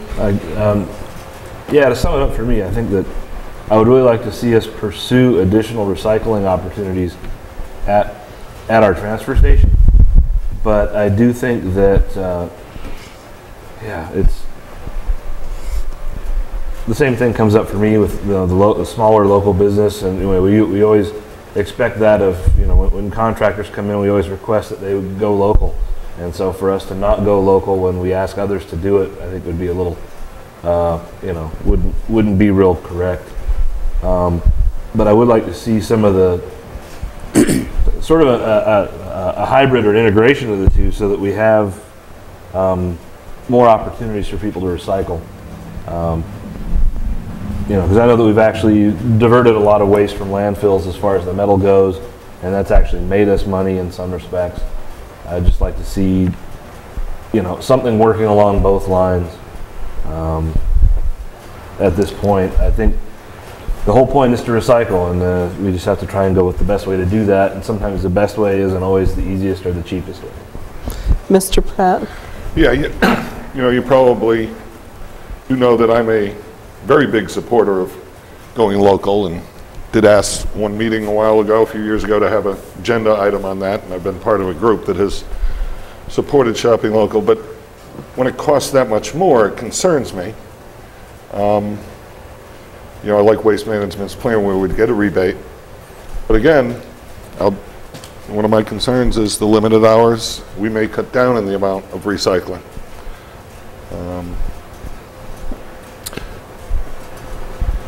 That's about where I stand right now. Mr. Dowling? I'm sorry, one more. At this point, it almost looks like Waste Management at this point would service an area up there for no cost to us, essentially, and then we maintain the other unit where we're at. It would sort of maintain the status quo and expand our capabilities. Maybe I'm not looking at that correctly, or I'm not understanding something, but is that what, that's kind of what it says, is that if Waste Management's up there, it would be no cost. And if we maintained the one we have now for its hours and its availability, what does that hurt? Well, but you're going to be taking away their economic driver to provide that in the first place, and then you're also going to take away from the amount that's being dumped at the other facility, yet we're still going to be paying basically a higher price per pound. And believe me, I appreciated having the recycling at the middle school site when it was there, but I know being connected with the school, it was a constant battle to keep that site clean, and I loved having the recycling right in front of the kids. It showed them responsibility, showed them what can happen, but it also showed them a lot of trash and a lot of neglect. And so I was happy when it moved off of the school site, just because it made our facility so much cleaner and more presentable. And I was a big supporter and big user of this site up on 6th Street till I went with one of the other firms that's in the contract here, who provides that right out of my can. I no longer have to make those trips on a weekly basis.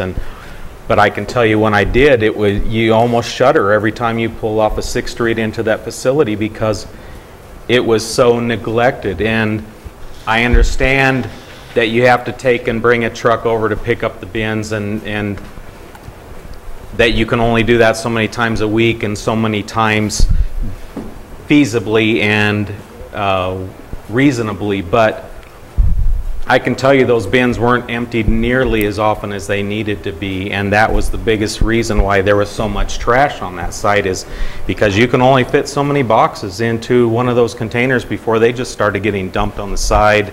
And then I was there one time when a guy came and picked up the dumpsters, dumped them, and left. He didn't even pick up the stuff that was laying on the ground and put them in the dumpsters that had been freshly emptied.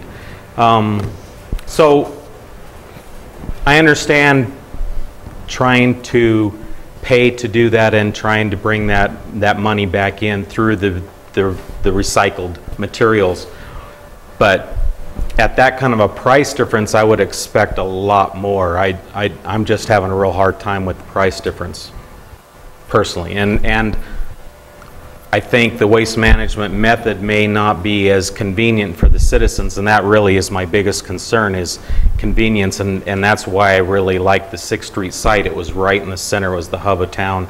It was easy to get to, easy to get in and out of, but moving it up to the dump may not be a bad way to go, and it seems like if you're going to do that up there, there may be a way to take and break that site up to where you could actually have a section that would be accessible 24/7 without having full-time access to the rest of the thing. That may become a problem, because now you may end up having people dump stuff during the closed hours and all that. But you know, I don't know. I hate to give up completely on the waste management site because of lack of access without finding out if it's really going to be an issue or not. I'd really like to see a better way for us to help the Lions find some better locations for their bins, and you know, and I don't necessarily think they have to be at the same place. That's a good point. Mr. Elinsky? wanted to agree with Randy there on if there is a way to separate, fence off the area so we could get 24/7 recycling services up there. That I think that'd be worth looking into. And I really want to support local, and I've been a big proponent of that as well. I think we all have up here. I would have a very hard time explaining to the citizens and the taxpayers why when we had an option to go with someone who could provide the service for free, we chose to maintain a contract, basically $90 less than we've been paying. When I really believe that it'll be less expensive for them to operate that facility if the city is going to be cleaning up and they don't have to bear that burden anymore. So I'm having a difficult time understanding why there's such a big difference in cost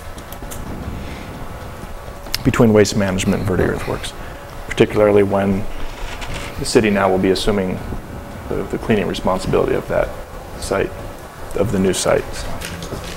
Okay, so is there anyone from members of the public that would like to comment on this item that haven't already? Yes, Mr. Morgan Scott. That last name for our first name makes it hard for mayors. It's about the 5th time today. So, Councilman Garrison and Alinsky asked a question that I'd like to address, and that is the possibility of providing bins outside the fence 24/7. It is something we've looked at, and again, the concern is, are we going to get dumped on, that now it's going to be on city staff to clean it up? If it's something council wants, yes, we can definitely look at the possibility. We just have to know that that is going to be our responsibility to clean that up and at our cost. And again, if council wants to do that, not a problem. And yes, we will work with the Lions Club to either get them on site or find them another location. Mr. Pratt? Yeah, I think we need to be willing to be flexible if it doesn't work well, if we get a lot of feedback from the public saying we don't like the limited hours. If we do find that the rate of recycling is really down, then we're defeating ourselves and we'd have to be flexible.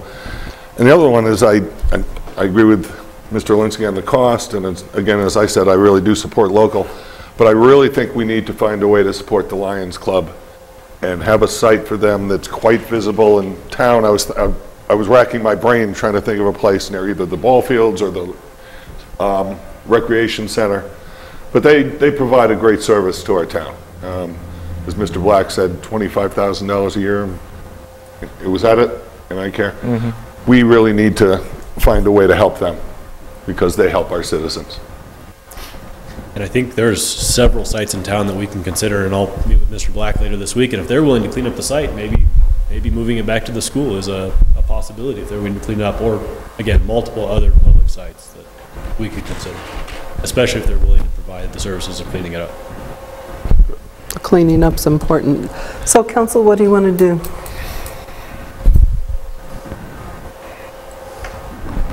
I would almost like to table this and have further discussion on it. I know we need to make a decision, but when is the current contract up? I don't see it in here. It's actually already expired. However, we've been June operating 30th? off of the old contract for a week. Can we look into ways to keep the fence off an area for 24/7 recycling up at the transfer station? I am a little bit concerned about that. Are you? Because with the stewards of public lands, if you provide a place like that, they're going to dump there. Well, they dump currently. The difference is, they're going to dump stuff that should be going into the transfer station. That's what they're going to dump. I know, but I think that's something that we're just going to have to deal with one way or the other. The convenient thing now is the transfer station's right there. Or the rifle. Well, what I'm saying is that, maybe the stewards would like that better because then they wouldn't be driving to the National Forest to dump this stuff just up the street. They could just dump it right there where they recycle stuff. I'd be Sorry, I'm bellowing. Madam Mayor, if I may? Yes. But one thing the council should consider, though, is if they're illegal dumping at the waste management site, it will be staff that will be having to clean that out. Overtime and... Yeah, that will be taking them away from keeping the parks looking good in other areas of the city, because people, they dump all over. And that's a remote location. No one's out there It's on the not weekends. supervised. They will, instead of going further down the road, they will be dumping there. Mr. Pratt? Yeah, I would be willing to try the limited hours and the limited access, but I also want us to be flexible in case we do get an enormous amount of feedback from the public that they don't like it, our citizens don't like that, and we find that there is a lot less recycling going on. We can tell if it's meager. And we've dissuaded people then from recycling because we made it hard for them, and then talk about an open site. So I'd be fine going with a limited site, but just keeping an eye on it and seeing how it goes. And Madam Mayor, maybe it'd be important for Morgan to talk about what the current hours are, because I think there's some misunderstanding about what's open on the weekend and when it's not. Right now, the transfer station is open Monday through Saturday, 8:30 to 4:30. We're closed for a half hour at lunch. So again, half the weekend, I agree, not as ideal. Most people do recycle evenings and weekends. So this is going to be either a retraining and or something we'll have to come back to say, okay, can we consider other options?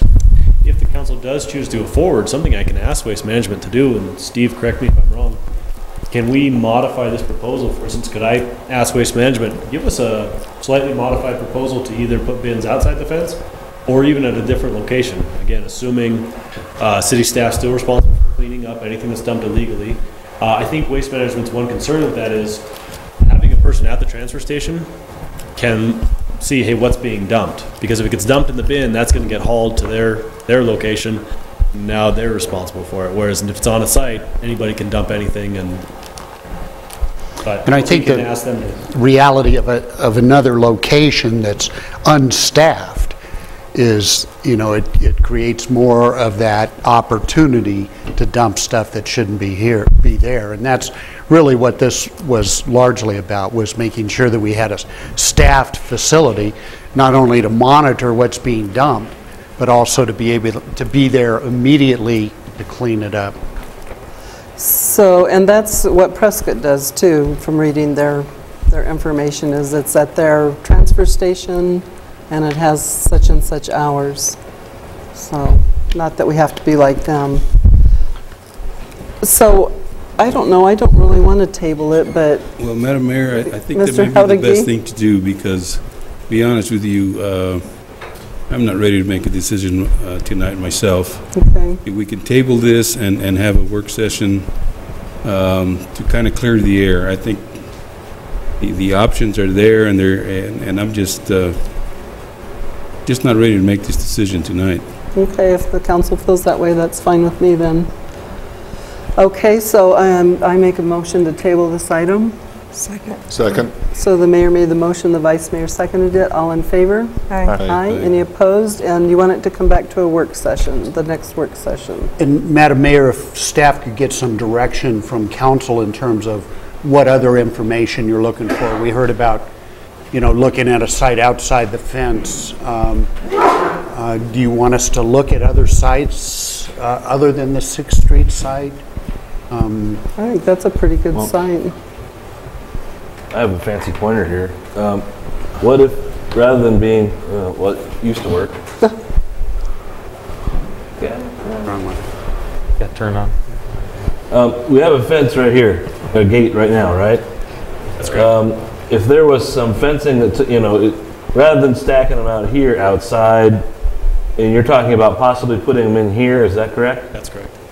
If, you know, we had a gate here we could control, leave open, and run some fencing across here, across the sensitive area, let's say where all this equipment is, and the compactors and the pullaways, we could then have some sort of a facility that's inside, not outside, and then we could close an, you know, there's somebody here, maybe there's a close-in opening that could happen and utilize this space as a subset of the overall.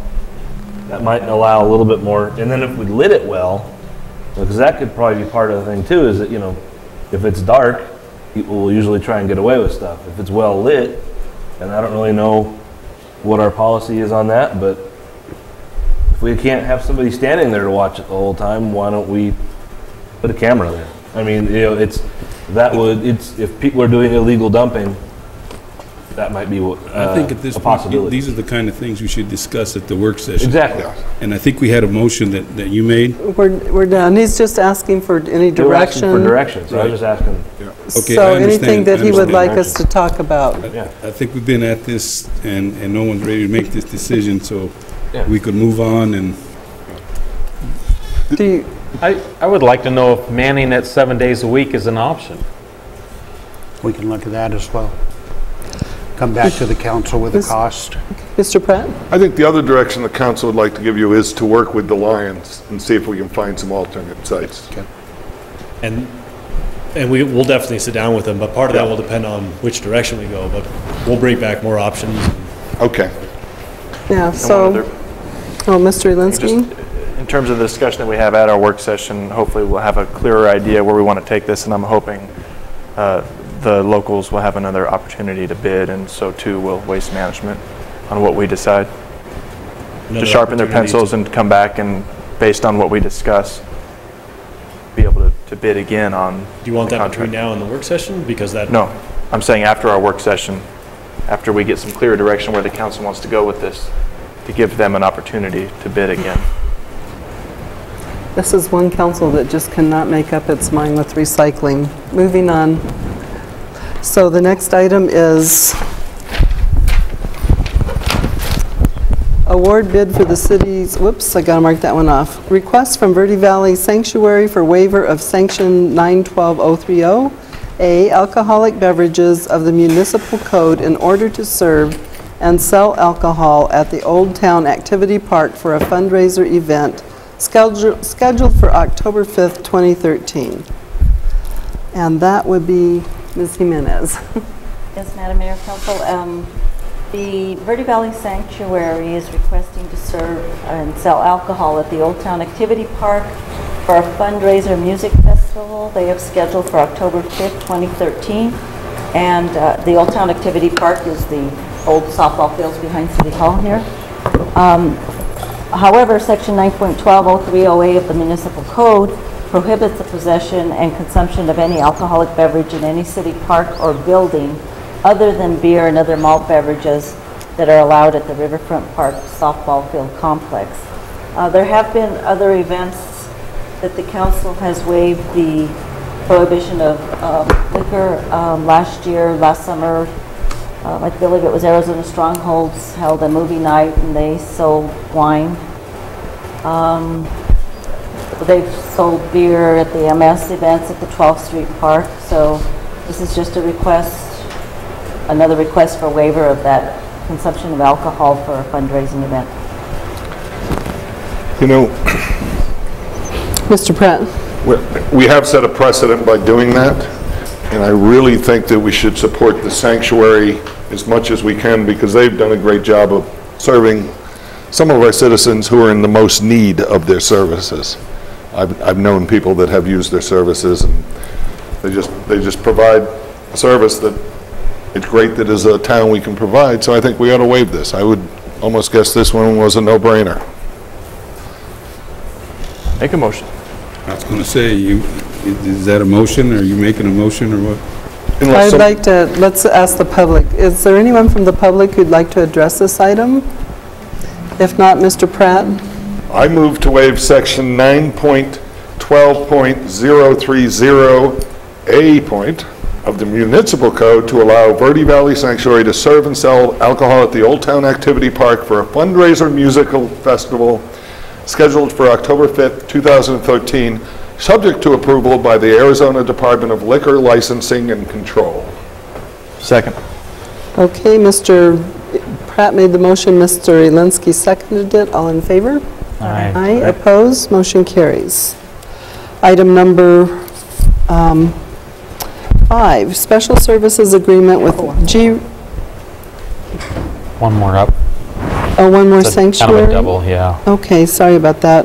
Special event liquor license application submitted by Melinda Swigger, applicant for the Verde Valley Sanctuary for a fundraiser event scheduled for October 5th, 2013 at the Old Town Activity Park.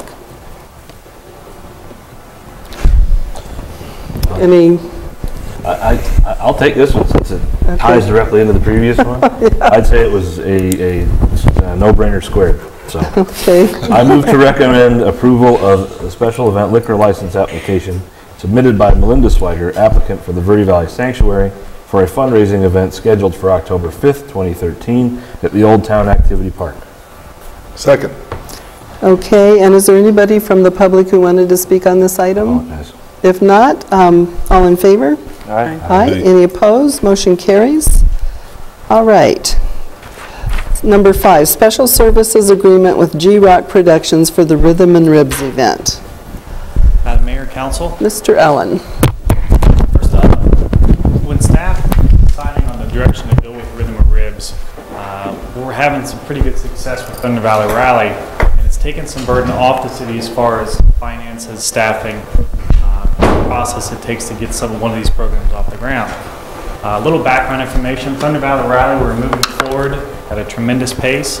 Up in front of you is our website, getting ready to go live with that. National entertainment's booked. We're getting ready to start a regional Southwest marketing campaign through Cable One, Spike, History Channel, Velocity. We just shot the commercial in Old Town last Thursday. In addition to that, we're going to have a couple covers of magazines. All of this is in collaboration to really promote Old Town and the program and the community as a whole.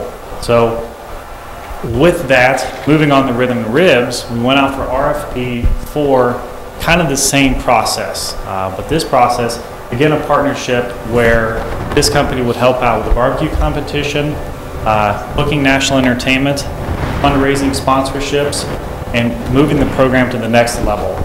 This is also one of those signature series programs along with Thunder Valley Rally that we're very proud of. It helps promote this area. We tell people that are coming into the program, we're tired of being the gas stop between Sedona and Jerome. We want to be the stop, and we want Jerome and Sedona to catch our incumbents. So without further ado, I'm going to invite Gigi and Ron up. They were one of the companies that bid. Staff felt that they were the most advantageous for us. Out of pocket, it's not going to cost anything that wasn't already associated with the program. For example, they're going to make $1 off each ticket, 10% of beer sales. Whatever they bring in for sample tickets is theirs, and then whatever they bring in for vendor sales is theirs.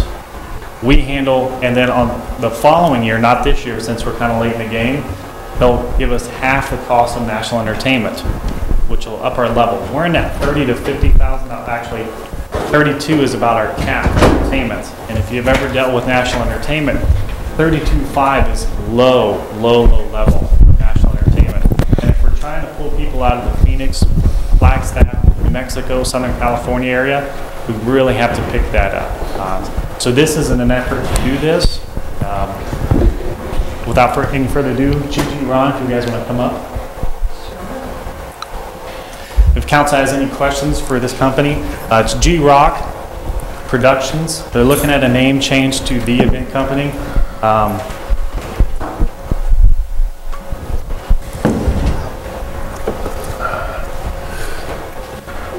They are very eager. Gigi calls me every day and says, we're down to 100 days. We're down to 99 days. And our reply is we stepped over the wire a month ago and tripped over it. We're aware of this. So they've already moved forward and produced a website. They're ready to go with national entertainment. This year is going to be one of those years where we get the program put together in a classy fashion that is reasonable. The following year, all bets are off. We got a whole year to put this together. So if you have any questions, this is Ron or Gigi. Hi. Hello. We would like to let me first say that the website that you see is live, but that is with our partner back here, Al Rock. He actually is the web designer who took approximately 72 hours to get this information up and get it rolling, because we did have 100 days in which to get this announced out nationally. So I see him sitting back here. Terrence? Yeah, I've been all over your website. I think it's a great idea. I see what's happening with Thunder Valley Rally.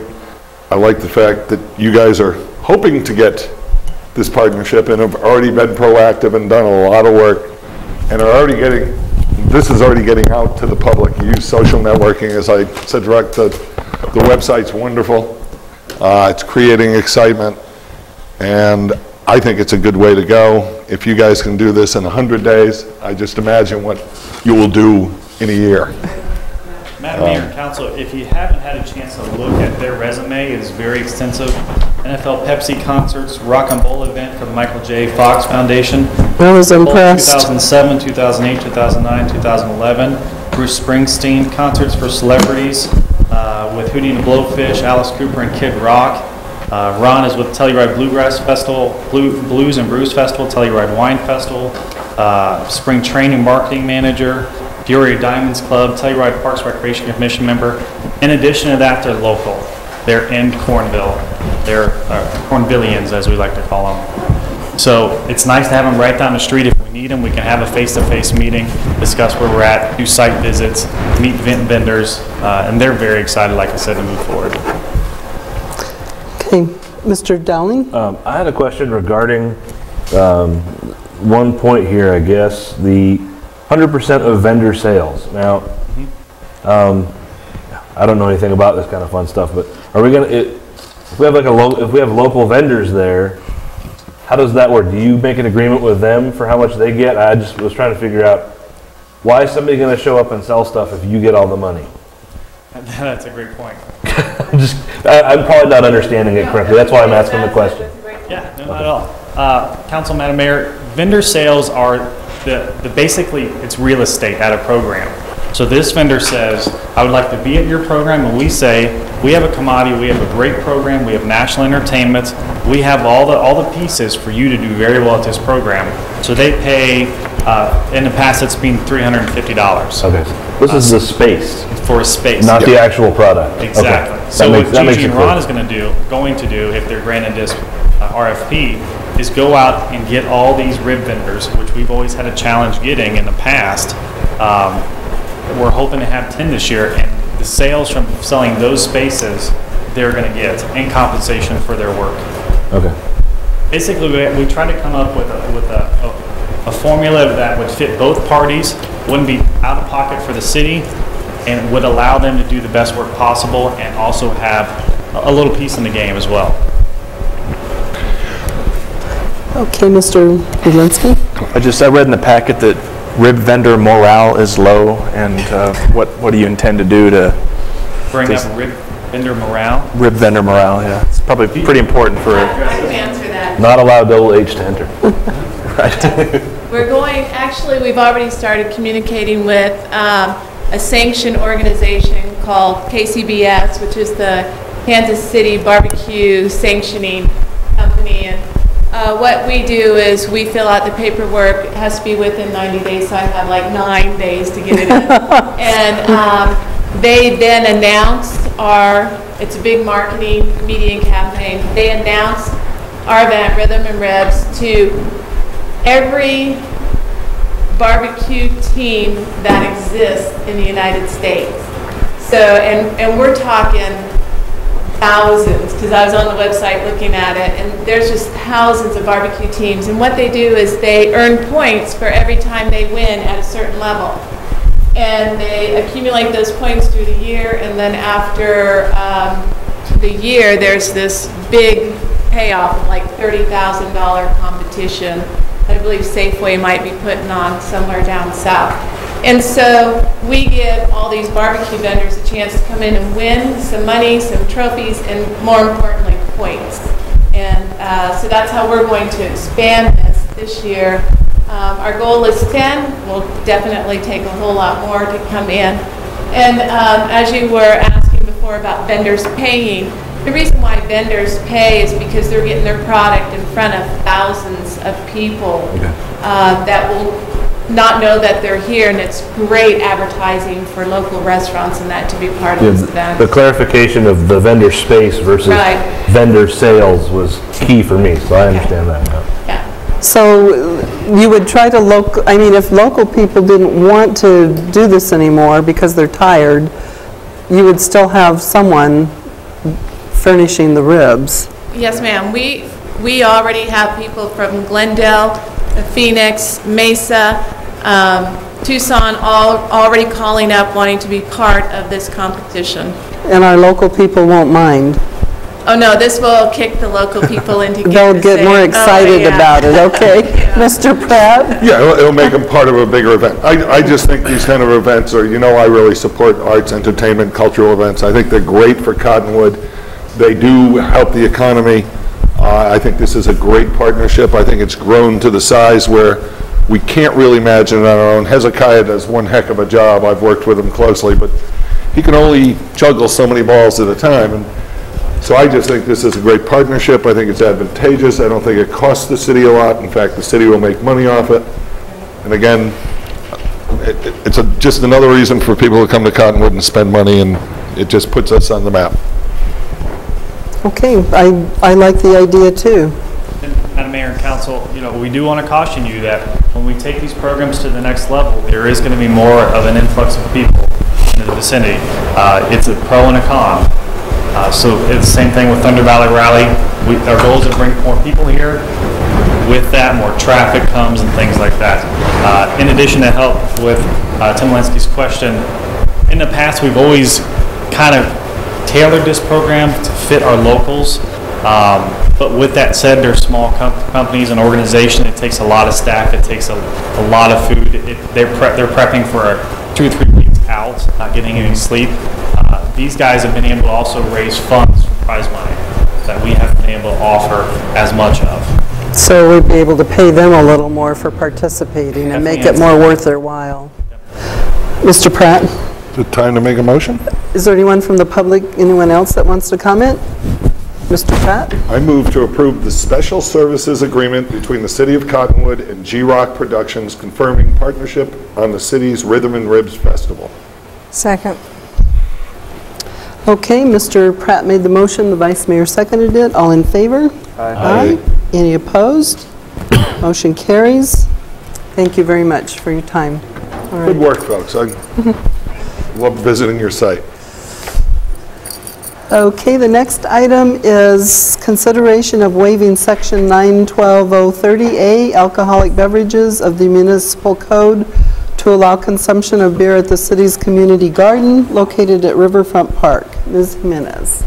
Yes, Madam Mayor, Council. At the community garden, we have a very active group that gather at the garden, and they weed and visit with each other, and they asked if they could drink beer, and I let them know that about the prohibition of alcoholic beverages at city parks and buildings. And they requested to have a waiver of having their beer at the community garden while they're weeding and visiting with their friends. And so I told them that I would bring it to the council for your consideration. Cheers. Are they going to drink in rototill? No, okay, sorry. I don't think so. No heavy equipment involved.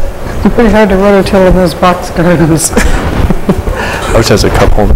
Mr. I've got a Garrison? question. How do we deal with the BAC building across the street? Because the wine consortium has an office in there, and we hold our monthly meetings in there, and there's occasions where somebody may want to bring a bottle of wine to a meeting to show a new product that's going to be available. How can we deal with that? Because that's technically rented space, even though it's a city facility. So, I mean,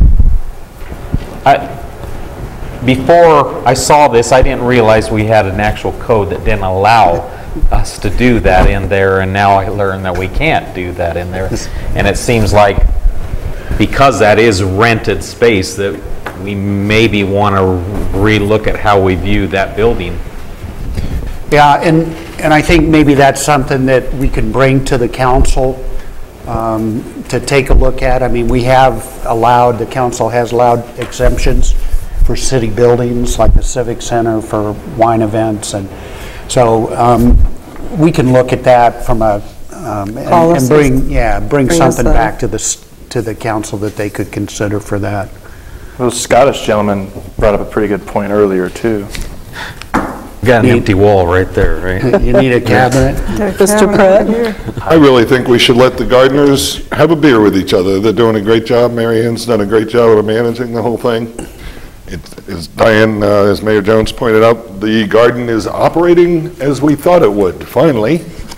And it's very successful. So if these guys want to, and women want to have a beer with each other after working out in the heat, I say go for it. I think we got a new location for another Lions Club aluminum can reception container as well.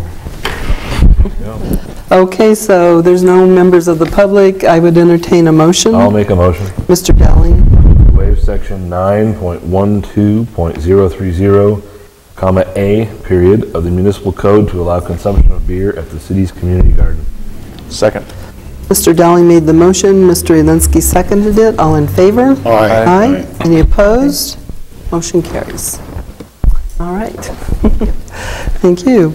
Item number 7, I regret to tell you that Tom Whitmer had a personal emergency with a dear friend who is in the hospital, and so he wanted to move the item up, and I said, you just need to go.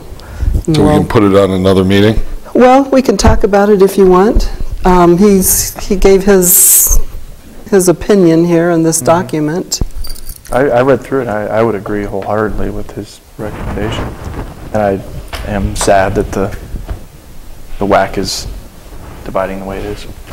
And we're still, the only thing constant is change with this. We're still, discussing the letter that the council directed us to write, but things change so quickly. I mean, we still haven't sent it yet, but we're still looking at it, and what we talked about, I think we talked about this in our last meeting, that we still want to work together. Cottonwood has always wanted to work regionally, and we want to work Yavapai County wide.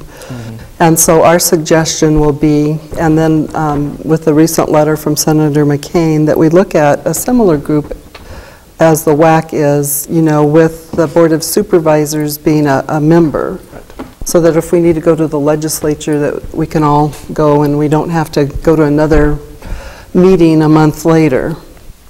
So, but I agree, Tim, I agree with the document here, and we'll still do everything in our power to work regionally. That's our goal. Issues are that we're water providers.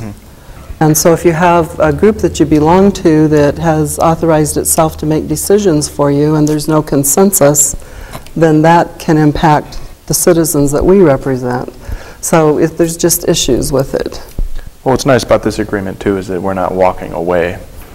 We're still involved, but I think we're making a statement as well. And I would like to see that the $6,032.50 be retained by the full WAC. And that's the statement. Mr. Pratt? Yeah, it concerns me that, this whole WAC thing, I've read so much about it, it's become so political. It concerned me that we've split it into two groups when the water issue is really the whole region. I mean, there's no way it's we the should be watershed. Yeah, it's become kind of a civil war, but what happens over there affects over here, and we have to work together on that. So, and if you're not at the table, you're not ever going to get anywhere. So I would support his recommendation too, and I'd like to see this become much less political and have people sit down and say, okay, we got so many water groups, let's all work together. We all want to do the same thing. How do we do it and be collegial and as a help each council, other that's out? going to be our goal. I mean, my goal and your goal and staff's goal is I think it's an incredibly how do we important work issue. with the watershed. But if it's just going to be an argument all the time, that's not good either. We want to work together well. But is there even a WAC right now? Yes. Yeah, there's two WACs. There's sub-WACs. Whack. Right. So we're proposing not to be part of either? No, we're proposing to stay with the Yavapai County WAC.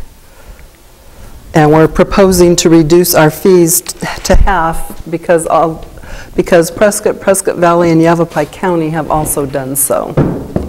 And we just feel that that's probably, if everybody's reducing their amount, that would be appropriate for us to also do it.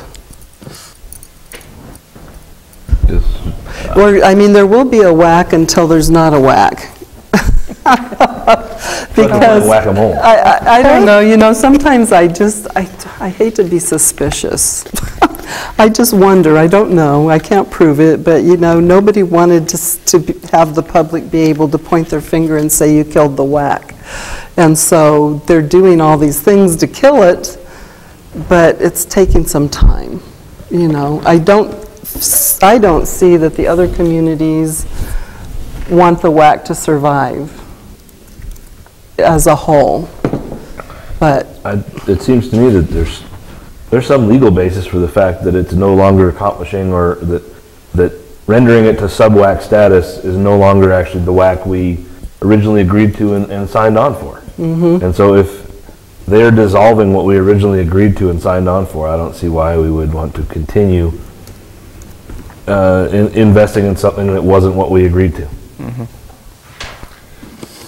So there's really not a motion on this, right? Well, there is, but they just, you want me to try to go for it based on what you guys just said? Yeah. Okay, so I move to continue our relationship with the full whack, and that council has directed that Tom will attend those meetings on our behalf and report back to us, that we will cut the funding to the whole whack by half to $6,032.50 until such further notice that we change our minds, and that we will not participate at this time in the subgroups, because we'll just stop there.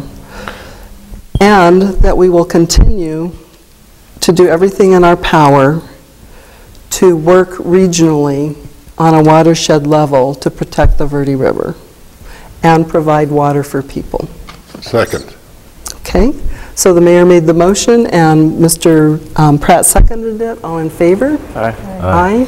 Opposed? Motion carries. Okay, the next item is claims and adjustments. Do I hear a motion? I move to pay the claims. Okay. Did you second it? Okay.